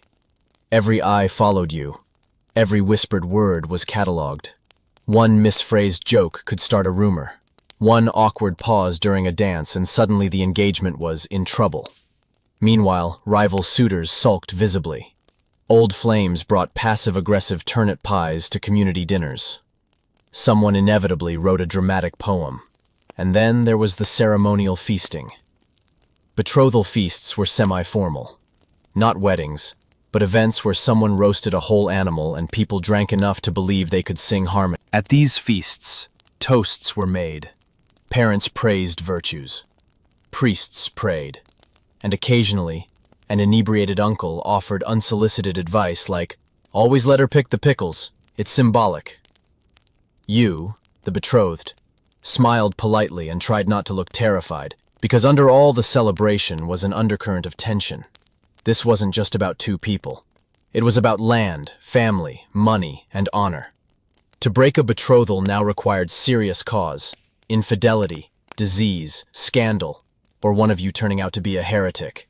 Otherwise, you were stuck. That said, there were moments of tenderness. A glance across the table, a shared laugh, a quiet moment in the garden where you dared to say, "Maybe this won't be awful." And slowly, you realized, this wasn't just a contract. It was a beginning. And maybe, just maybe, love would follow. So now you're engaged, betrothed, promised. The families have agreed, the goats have been counted, the ribbon has been accepted with precisely the right level of demure gratitude, and someone sang a weirdly specific song about your eyes at the last feast. You'd think that would be it. Maybe the wedding next week. Ha! Welcome to the waiting period, the medieval equivalent of being told, "We've received your request and are processing it. Please allow 6 to 12 months, and possibly a papal delay." Yes, even after betrothal, marriage wasn't instant. You had to wait. Sometimes weeks, sometimes months, sometimes years if land transfers were complicated, or one of you was still finishing puberty. In theory, this was time for preparation. gathering linens, assembling dowries, and fattening the pigs. In practice, it was a social, emotional, and logistical obstacle course. Let's begin with the most obvious challenge. You still couldn't be alone together. You are practically married in the eyes of the village, but legally, not yet. So, no sneaking off for private walks, no extended porch chats, no accidental hand-holding in the apple cellar. If anything, supervision increased. You're almost married now, they said, which means more rules. One young couple in Cornwall had to communicate via their dogs, sending messages, tied under collars, and pretending they were just very involved in training. Then came the social expectations. People treated you differently. You were no longer the charming shepherd girl or that blacksmith with nice arms. You were a future wife, a future husband, which meant pressure. Pressure to learn how to run a household. Pressure to smile at your in-laws even when they smelled like pickled cabbage. Pressure to act like adults while secretly terrified of saying the wrong thing and offending someone's second cousin who may or may not control the wheat supply. There were also asterisk gifts to exchange, asterisk again. I do not love tokens this time, asterisk practical asterisk swans. Here's a spindle. Learn to make the thread. Here's a small knife. It means, please protect the goats. Here's a heavy key. It doesn't open anything. It just means, someday you'll have responsibilities. And of course there was the asterisk gathering of the trousseau, a fancy word for everything the bride will need to start a life and also prove she's useful. Linens, pottery, blankets, a very aggressive-looking comb. If you were wealthy, the trousseau was a chance to flex. This lace came from Bruges. These sheets were blessed by a bishop. This spoon belonged to a saint. If you were not, you embroidered your initials onto every useful rag you could find and hoped nobody noticed your chamber pot was second-hand. Men didn't get trousseau. They got asterisk expectations. To build, to farm, so as not to accidentally burn down the new house. One suitor spent his engagement building his home with nothing but a hammer, a dream, and a bad aim. His roof leaked, but he was proud. Also during this time, community speculation, people whispered. They look happy now, but wait until she finds out he sings in his sleep. Do you think he can build that barn? Her stew's a little salty, isn't it? Any perceived flaw became prophecy. A spilled cup? Omen. A sneeze at the altar rehearsal? Foretold doom. And yet beneath the pressure, the awkward dinners and the endless planning, there was something else. Hope. Little by little, the couple grew closer. Not physically, heaven forbid, but emotionally. They learned each other's rhythms, their humor, their worries. They argued over candle placement. They bonded over shared dread of the wedding dance. Sometimes they wrote letters, clumsy, misspelled, heartfelt. Sometimes they carved initials into tree bark with shaky hands and no witnesses. Sometimes they simply passed each other in the market and smiled. A real smile. Not the polite we are fulfilling social destiny one, but the you make this whole absurd thing feel worth it smile. Because the waiting was hard. The rules were absurd. The scrutiny was relentless. But love, in its slow-burning, rule-defying, goat-dodging way, still found space to grow. And in that long stretch between yes and I do, couples learned perhaps the most medieval lesson of all. Patience is romance in disguise.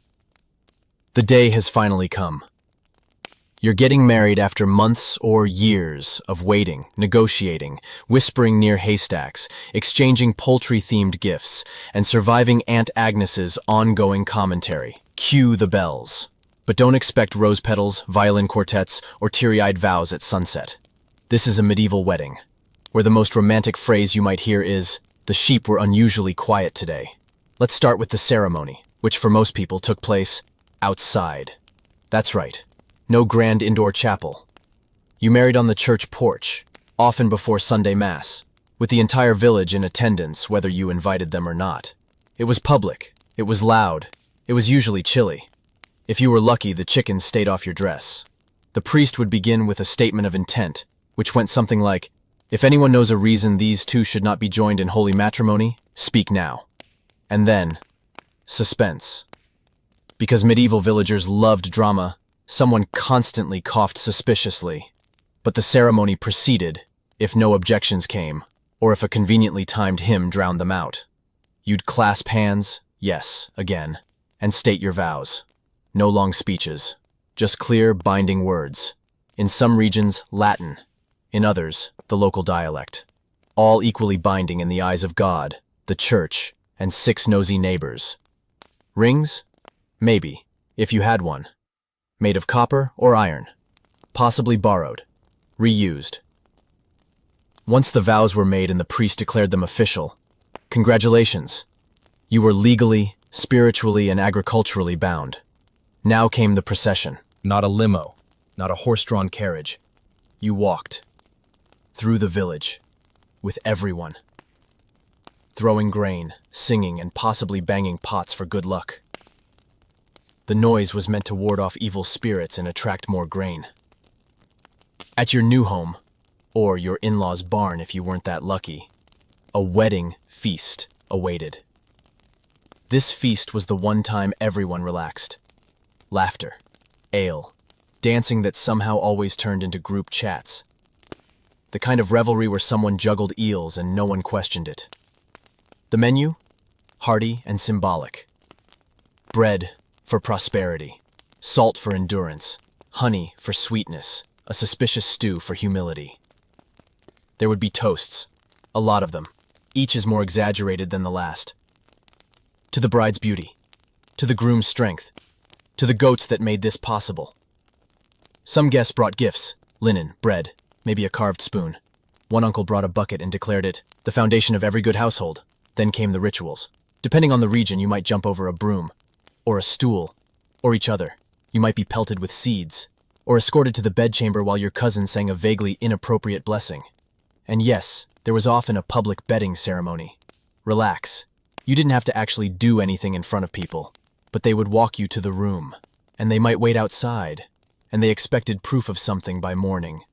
This witnessing was mainly symbolic. Mostly. In noble circles, it could be painfully formal. Signed documents, witness sheets, royal observers who had way too much time on their hands. Peasants? A lot more chill. They mostly wanted to know if you liked each other, and the fire stayed lit. After all the rituals, the couple was left alone. For the first time. No chaperones, no parents, no priests. Just 2 people who'd navigated a social labyrinth of poetry, poultry, piety, and plagues, and somehow ended up side by side. Maybe they laughed, maybe they cried, maybe they just fell asleep from emotional exhaustion. Whatever happened, it was real. Because this was no longer a dream. This was marriage. And tomorrow, life began. Together. You've survived the ceremony, the feast, the overly enthusiastic singing uncle, and the blessed bedding parade. You're officially married. Time for the honeymoon. Except this is the Middle Ages, so temper your expectations. There's no seaside resort, no candlelit suite, no tropical drinks with umbrellas, unless you count sipping goat's milk under an umbrella made of woven reeds. Instead, welcome to the medieval honeymoon, also known as now go back to work but slightly more married. If you were a peasant, your honeymoon consisted of sleeping in a slightly nicer corner of the house, sharing your soup bowl now, and possibly getting a fresh pile of straw, luxury. If you were lucky, your family or neighbors gave you 3 days off. Not for leisure, for setup. You needed to arrange the house, organize shared possessions, figure out where to hang the cooking pot and who gets which spoon. The romance of domestic logistics. The first morning together was often spent sweeping the floor, lighting the fire, not making eye contact while someone milked the cow. But here's the surprise. For many couples, this was the most intimate time they'd ever had. For the first time, it was just the 2 of you. No parents, no priest, no poultry judging your every move. You could talk about fears, hopes, your favorite kind of bread, whether that weird mole on your shoulder looked like St. Cuthbert. Nobles had more lavish options. but only slightly. If your family were wealthy, you might visit an estate, a cousin's manor, a monastery guest house. Yes, that was a thing. Or just stay in a slightly quieter castle wing, while still being served stew by Mildred's servants. Some even traveled to the bride's home region, not for romance, but to introduce her to the land she'd now help manage. Still, the term honeymoon has medieval roots, derived from the idea that moon's cycle about a month, marked marriage's sweet, early phase. Some even drank mead honey wine daily during this time, hence honey plus moon. So yes, there was sweetness, not in spa treatments but in shared chores, not in spa robes but in a borrowed cloak and muddy boots, Not in a private cabana, but laughing over how bad your spouse was at folding linen. Intimacy, that forbidden, whispered, confusing topic, was now permitted. Within marriage, physical affection became not just acceptable but expected. Children were part of the plan, after all. Preferably many of them, preferably healthy, preferably before your teeth fell out at 35. But it wasn't just about reproduction. Many couples discovered affection, real affection, maybe not fireworks, but a steady, growing flame, fueled by shared bread, synchronized sighs, and mutual avoidance of the chamber pot. The honeymoon wasn't about escape. It was about adjustment, to routines, to habits, to realize that someone else is talking about carrots in their sleep. And that, weirdly, you don't mind. Sure, you'll get back to work soon. The crops wouldn't plant themselves. The pigs would need wrangling. Thatched roofs leaked like emotional metaphors. But for now, you have time, a few days, to build something invisible but solid. Trust, comfort. A shared way of looking at the world, preferably while leaning on a shovel. Because love in the Middle Ages wasn't a grand gesture. It was quiet. And the honeymoon? It wasn't about luxury. It was about starting a life. Together, in a drafty cottage, with one blanket, and a goat that would not stop staring. Welcome to married life. The ceremony is behind you. The stew's been eaten. The song about your rosy cheeks and well-positioned oxen is fading from memory.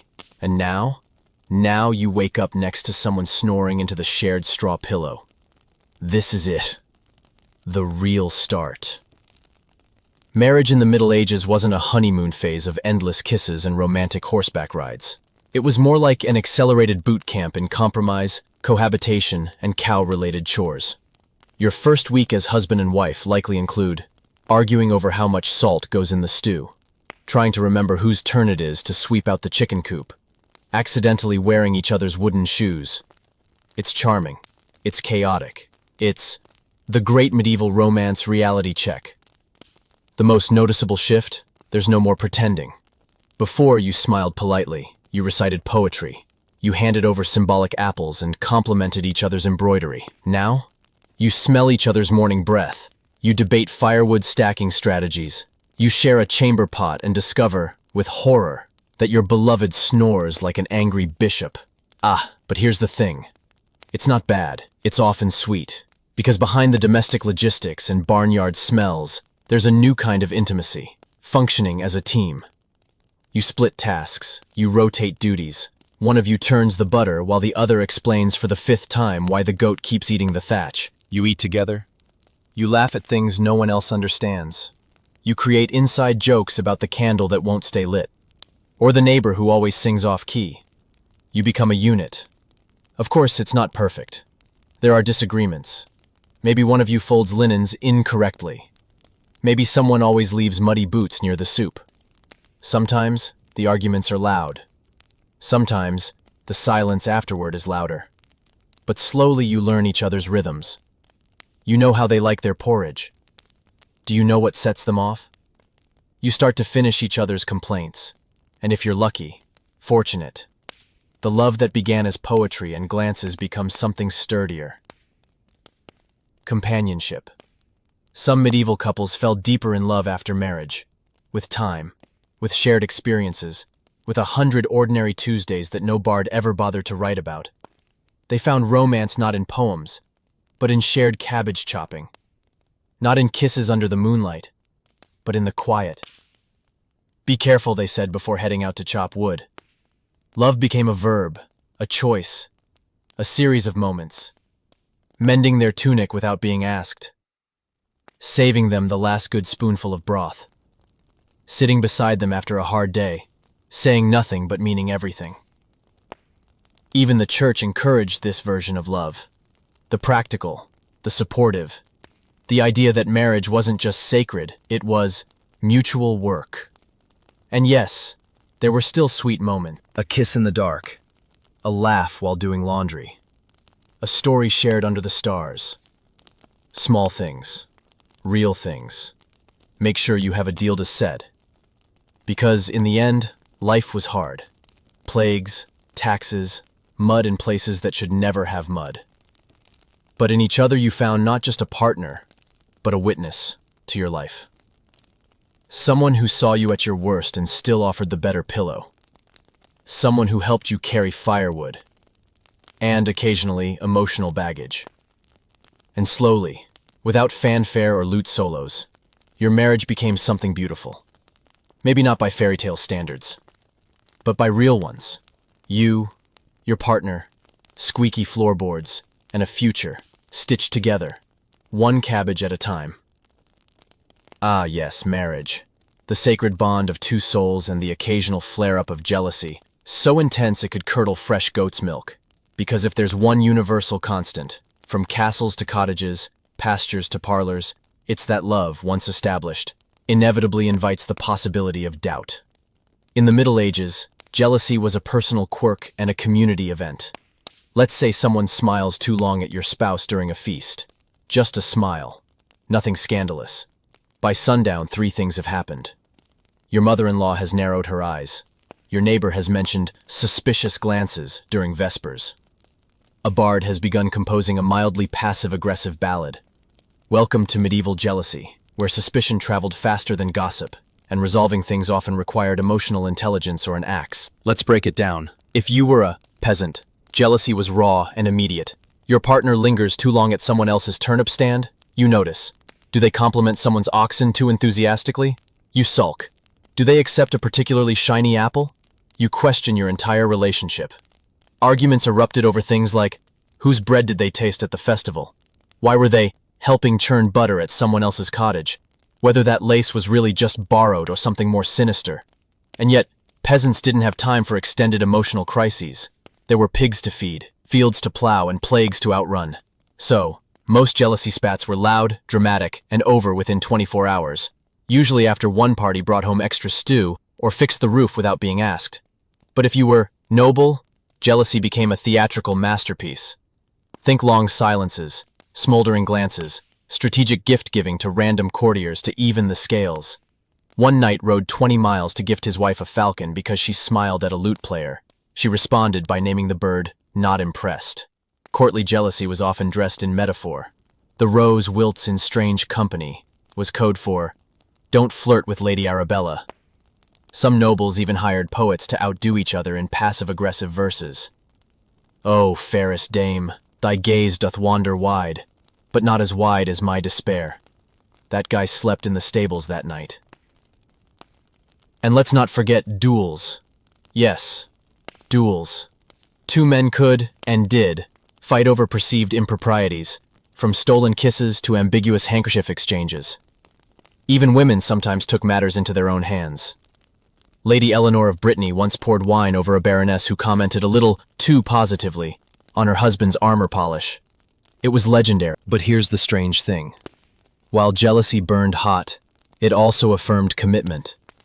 A bit of drama showed you still cared, that you noticed, that you valued your person enough to fight for them, or at least get snippy during supper. Medieval culture, while often restrictive, understood that strong emotions came with love.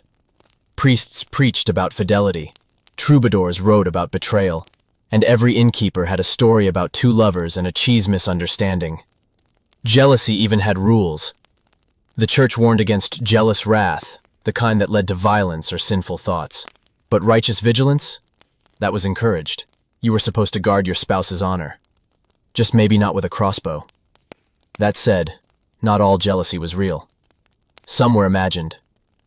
Others stirred up some. And some are rooted in insecurity, loneliness, or boredom. The smart couples learned to talk, to laugh at the flirtatious milkmaid. To clarify, "I like his oxen," didn't mean "I want to elope." They developed trust, the kind built not on dramatic declarations, but on daily acts. Fixing each other's boots, remembering to feed the cat, sharing the last apple tart, even though you wanted it desperately. Because, in the end, jealousy in medieval marriages wasn't about melodrama. It was about reassurance. Your bond was strong in a world full of temptation, uncertainty, and troubadours with suspicious hair. Not just with vows, but with effort. And maybe, just maybe, with a mutual agreement to avoid Lady Arabella altogether. Let's be honest, even in the most poetically inclined, goat-complimenting, bread-sharing medieval marriages, there comes a time when things go frosty.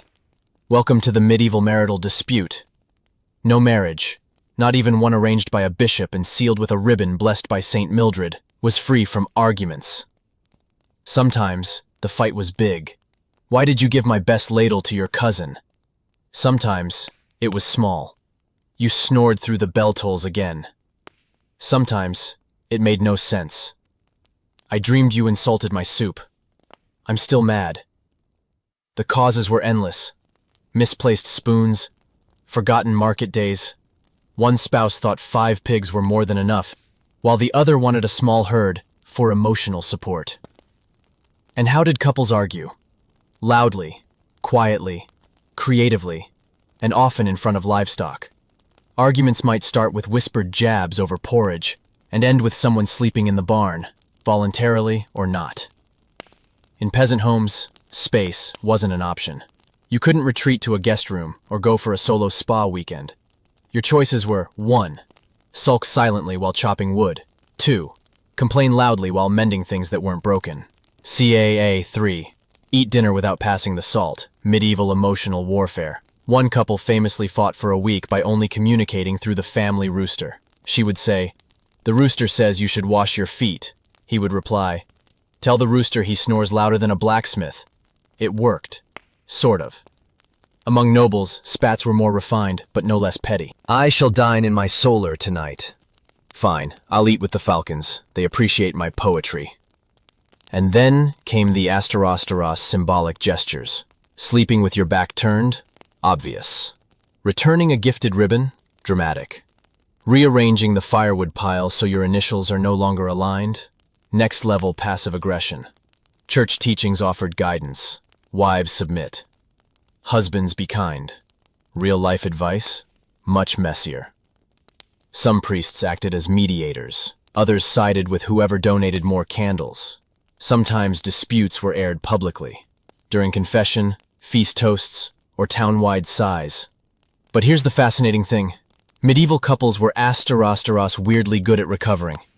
Not because they had great communication tools, but because they had asterosteros no other option. Asterisk. Divorce? Almost unheard of. Separation? Scandalous. So, they patched things up. With bread, with jokes, with a mumbled, "You make decent stew, I guess." They relied on rituals of repair, mending torn clothing together, fixing a roof while yelling and passing nails, say nothing but place the better blanket on their partner's bedside. Some even had symbolic reconciliations. Sharing the first bite of a shared apple, weaving a new ribbon together, letting the rooster take the day off. Because marriage wasn't about never fighting. It was about choosing to keep showing up, even when your spouse just said something wildly inaccurate about barley storage. And slowly, the frost thawed. Someone made tea. Someone offered a slice of bread with the better honey. A smile cracked, as money other will reaches. An apology was offered, clumsy, half-hearted, but sincere. And just like that, the silence broke. Because medieval love was never silent. It was loud, lived, messy, and often smelled like cabbage. But it endured. Through storms, through stumbles, through shared stubbornness. Because 2 people choosing to share a roof and life had to learn how to fight well and how to forgive better. You thought marriage was a big adventure. You thought dodging gossip, surviving chaperones, and enduring rooster-facilitated fights was the peak of medieval love. But then the baby arrives. Welcome to *parenthood. Middle Ages edition. Gone are the days of stolen glances, poetry carved on spoons, and dramatic handkerchief exchanges. Now, you're up at dawn because someone is crying, and it's not the goats. It starts with asterisks pregnancy. No ultrasounds, no vitamin, no pastel-themed baby showers, just hopeful guesses, prayers, and a midwife named Edith who's delivered more babies than pigs and smells faintly of time and destiny. Pregnancy was both sacred and terrifying. Sacred because childbirth meant lineage, legacy, and hope. Terrifying because medieval medicine was, let's just say, improvisational. Expectant mothers were advised to avoid strong smells, read psalms aloud to their belly, do not look at ugly people, lest the baby be startled. Cravings were seen as omens. Dreaming of fish? You're having a boy. Dreaming of fire? Better add water to the stew. And when the time came, there were no hospitals. Just a bed, some boiling water, a prayer, and the village midwife, wielding herbs in confidence. Husbands? Rarely in the room. Most waited outside, pacing, asking saints for mercy, and possibly weeping into their sleeves. When the baby arrived, the first sound was crying, if all went well. The second was collective relief. Then came the naming an event.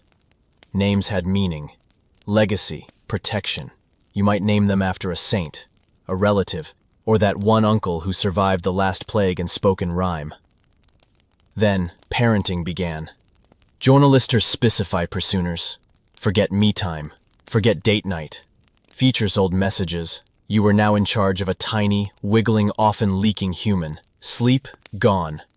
Babies slept in cradles, baskets, or sometimes right in the bed, nestled between two snoring parents and a perplexed cat. Nighttime feedings were illuminated by candlelight and accompanied by lullabies that sometimes rhymed and sometimes just begged the child to please stop. Cloth diapers, night-night. More like repurposed scraps. Toys?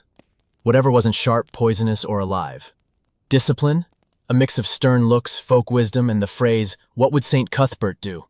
But amid the chaos was magic. The first time, they grabbed your finger. The first gurgled sound that might have been your name. The way your spouse looked at them. Amazed, exhausted, proud. Raising a child was a shared mission. You traded shifts. You took turns telling stories. You argued over which porridge texture was ideal. You celebrated milestones. First smile. First tooth. The first time they slept more than 2 hours without summoning a choir of howls. You built rhythms. Morning feeding. Afternoon chores with a baby strapped to your back.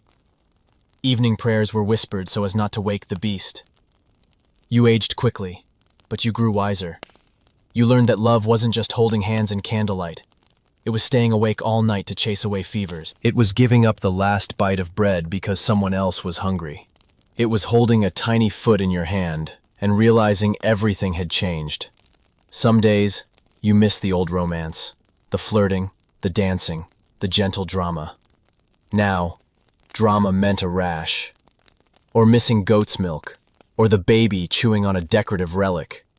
But at night, when the house was quiet, mostly, and your partner's hand brushed yours in the dark, just for a second, you remembered. This too was love. Not loud, not poetic, but deep, unshakable. No woven into lullabies and sleepless nights.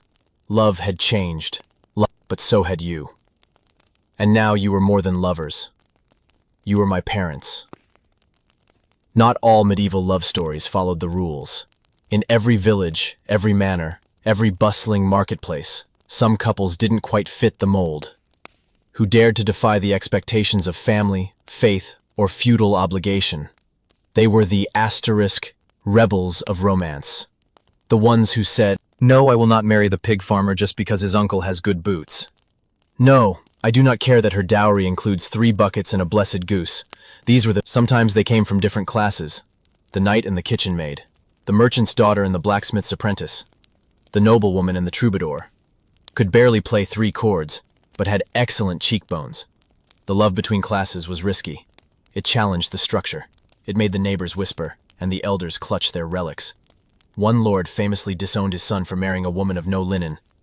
The couple ran off, lived in a small hut, raised sheep, and by all accounts we were delighted. Sometimes the divide was faith. A Christian girl and a Jewish boy exchanged letters in secret, hidden in loaves of bread. Or a pagan healer and a pious farmer who fell in love during a storm and married in a grove at twilight. The church frowned, the neighbors gawked. But the couples endured. They faced fines, shunning, public penance involving uncomfortable footwear. Still, they chose each other. Then there were the runaways, couples who eloped, without banns, without dowries, without permission, just a stolen kiss, a moonlit sprint, and a mutual belief that they'd figure out the rest later. Some were caught, returned, separated, others made it. Built a life out of borrowed time and stubborn affection. Not all love was tragic, but some was. Forbidden lovers, thrown apart by politics, married off to others, relegated to opposite ends of the manor, communicating only through coded embroidery and exaggerated sneezes. One legend tells of a couple who could only see each other at the market. Every seventh Sunday they traded apples in silence. He always picked the bruised ones, a sign he still remembered. These stories weren't just whispered behind doors. They inspired ballads, poems, dramatic reenactments by drunk uncles at feasts. And they taught people that love, real love, didn't always follow bands, bloodlines, or bread-based logic. Some rebellious couples were later honored. Their families made peace. Their children carried both names. Their goat was memorialized in a village song, because even in a society obsessed with rules, love had a way of slipping through the cracks. A glance over a fence, a meeting at the well, a touch of hands under a shared prayer book. These couples weren't reckless. They were brave. They risked comfort, stability, and sometimes safety for something more true than tradition. And in doing so, they reminded everyone that behind the contracts, the rituals, the social calculations, it was a beating heart. So here's to the lovers who didn't wait for permission, who carved their names into bark, not betrothal scrolls, who wrote their vows in whispers and lived them out in defiance, and whose legacy wasn't always praised, but never forgotten. Long-distance love is hard, but long-distance love in the Middle Ages, it's an Olympic event in patience, parchment, and hope. There were no texts, no phone calls, no thinking of you memes, just letters written by hand, carried by horse, cart, pigeon, or a very determined cousin named Alric, who got distracted halfway by a pie shop. Let's say your beloved lives in the next village, 20 miles. In modern terms, a 30-minute drive. In medieval terms, it is a 3-day odyssey through mud, bandits, and possibly angry swans. Communication was slow. You wrote a letter. Pour your heart into it. Use your best ink, your fanciest metaphors. Folded it 12 times, sealed it with wax and a prayer. Then waited, and waited. Sometimes it took a week, sometimes a month. Sometimes the letter never arrived because a goat ate it. But when did it? Oh, the joy to see your name in their handwriting, to unfold a parchment that crossed rivers, roads, and 2 counties worth of gossip. Even a simple line like, "I hope your knee is healing," was a poem. And the longing? Epic. You'd stare at the sky, wondering if they were also staring at the same cloud that looked vaguely like a chicken. You'd visit the well they once stood beside. You'd hold on to their ribbon like it was a sacred relic. The emotional intensity of long-distance love was unmatched. And it wasn't just lovers, spouses separated by war, betrothed, waiting for land disputes to resolve, merchants traveling for trade, knights off to crusade, carrying a token sewn into their armor. Each one was tethered to home by fragile words on crinkled parchment. Some wrote daily, some sent poems. Some composed riddles, challenges, or song lyrics, anything to remind the other, "I'm still here." Of course, there were challenges. Illness, delays, miscommunication. When I said I dreamed of apples, I meant you, not Gertrude the baker. But the hope persisted. In noble circles, letters became art, calligraphy, gold leaf, doodles in the margins. One duke famously sent love poems written in the shape of hearts. His beloved replied with a recipe for a cheese pie, which he interpreted as romantic. He wasn't wrong. For peasants, letters were humbler, charcoal on scrap, messages etched on bark, Sometimes dictated to the local literate monk in exchange for eggs. but no matter the form, they mattered. They bridged distances. They sustained feelings. They gave structure to waiting. And when the time came to reunite, oh, what a day.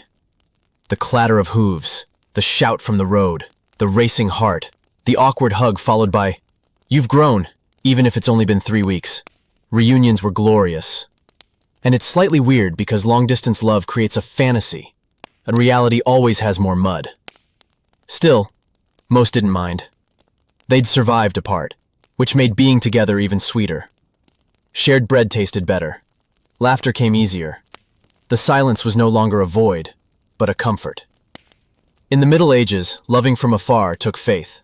On the road, in the messenger, in time itself, and in the quiet promise that no matter how far, your hearts still spoke the same language. Even if the ink smudged, even if the goat tried to eat it, love found a way.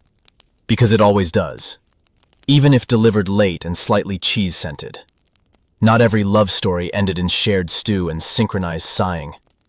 Some ended in silence. In the Middle Ages, love often met its match, not in scandal, but in circumstance. War, famine, illness, a fall from a horse or a fall from grace. Even the best-matched couples, the ones with the shared apple cores and perfect poetry scraps, were at the mercy of the world around them. One moment, you're planning a wedding. The next, the messenger arrives with a sealed letter and a face that tells you everything. Chia-lai was not always grand or poetic. Sometimes it was a slow fade, a fiancé called to battle who never returned, a lover struck by plague, buried at sunrise, remembered by sundown. A marriage ended not by choice, but by breath slipping away in the cold. But grief didn't erase love. It etched it deeper. You kept their letters, their ribbon, the comb they once borrowed and never returned. You repeated their jokes to yourself. You looked for their shadow in crowded markets, and when the wind blew a certain way, you swore you could hear their laugh.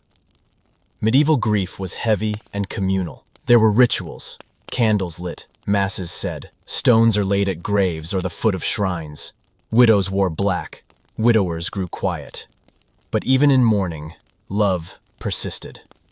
Some swore never to love again. Some did, hesitantly, gently, as if love were a fragile thing made of glass and old promises. Children were told stories. She used to sing this saga-pennant song to me. He carved our names into the beam above the hearth. Whole families passed down trinkets once given in courtship.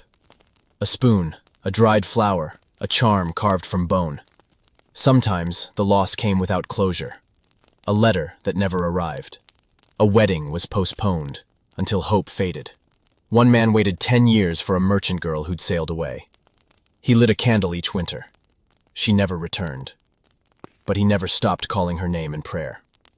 And still, life continued. Bread needed baking. Fields needed plowing.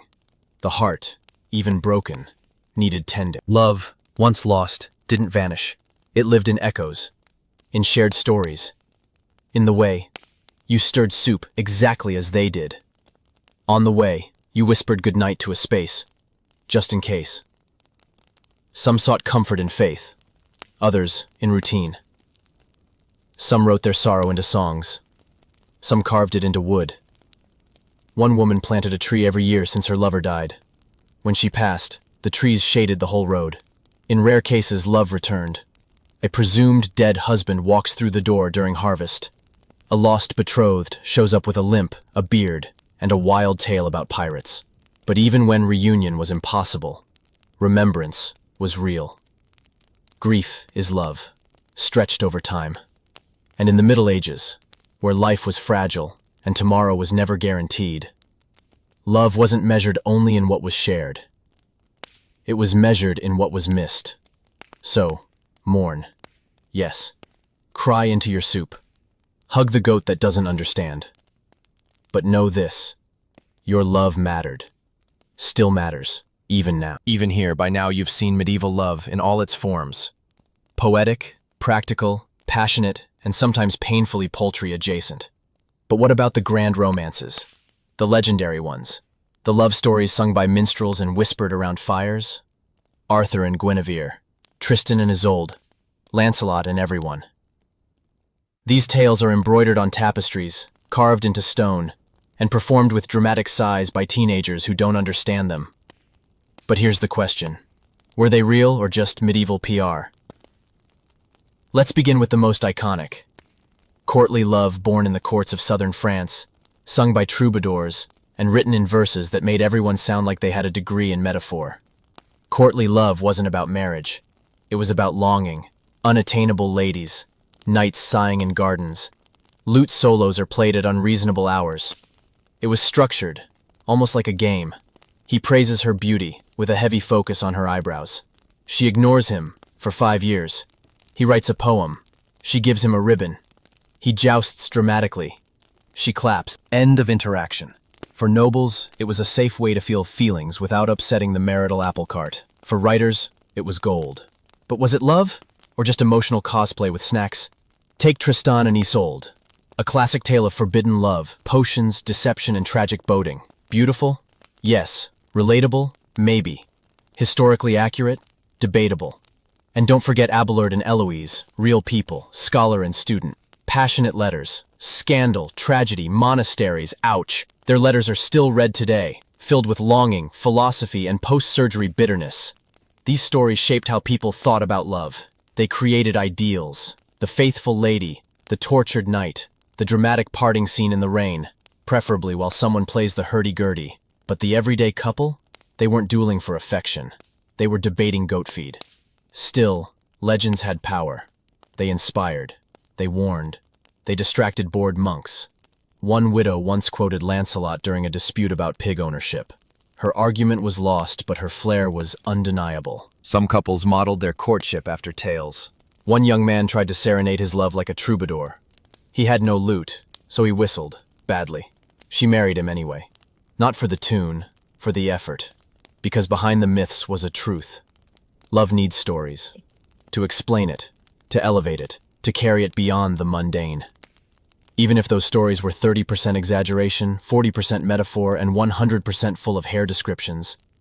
Legends were the filter through which love became legend. They weren't always real, but they were honest enough to make people believe, to try, to whisper what if. So the next time you hear a tale of a knight who bled for a lady's glove, or a duchess who waited 30 years at a tower window, or 2 lovers who turned into birds and still circle the steeple each spring, smile. Not because it happened, but because someone wanted it to. And that, too, is love. You've walked the path. From flirtation by turnip stand to fights over stew salt. From love letters carried by confused pigeons to wedding ceremonies conducted beside barns. You've seen the highs, the lows, the heartbreak, and the hope. Now, let's pause and look back. Because while the Middle Ages may seem distant, all chainmail and candles and dramatic declarations near livestock, there's something hauntingly familiar about it all. Love hasn't changed that much.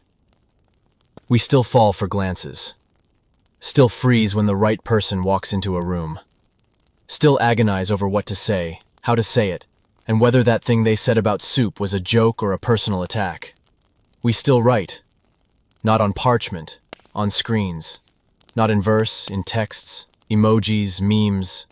But still, we write. We still wait. For replies. For decisions. For signs that someone feels the same. We still fight. Over chores. Over silence. Over the right way to pronounce cauliflower. And we still forgive. In tiny ways. With a smile.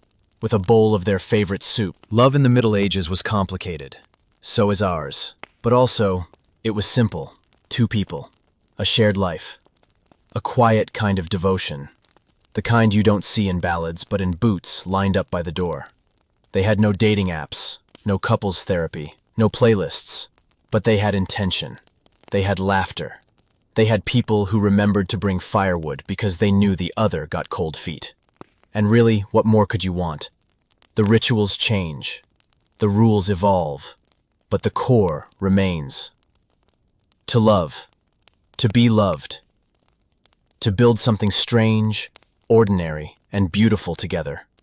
Even when it's messy, even when it involves goats, especially when it involves goats. So tonight, as you drift off, think of them. The lovers, the fighters, the ones who risked, waited, wept, and whispered. And remember, your heart isn't so different. It just texts faster. And now, let the story fade. The fire crackles low in the hearth. The candles flicker. Outside, the wind rustles the trees, like parchment being turned. The lovers are silent now. Their chores are done. The village sleeps. You lie in your own time, in your bed, but their stories still echo somewhere deep in the folds of night. A ribbon is kept in a drawer, a name whispered in the dark, a meal shared in quiet understanding. You've seen what they saw, felt what they felt, and maybe, just maybe, you'll carry a little of it with you. In how you listen, in how you love, in how you laugh when the firewood runs out. Because we're not so far apart, you and them. Time blurs. But hearts remember. So sleep now. Let the weight of the day fall away. Let your breath slow. Let the story carry you into dreams, soft, strange, and golden around the edges. Good night.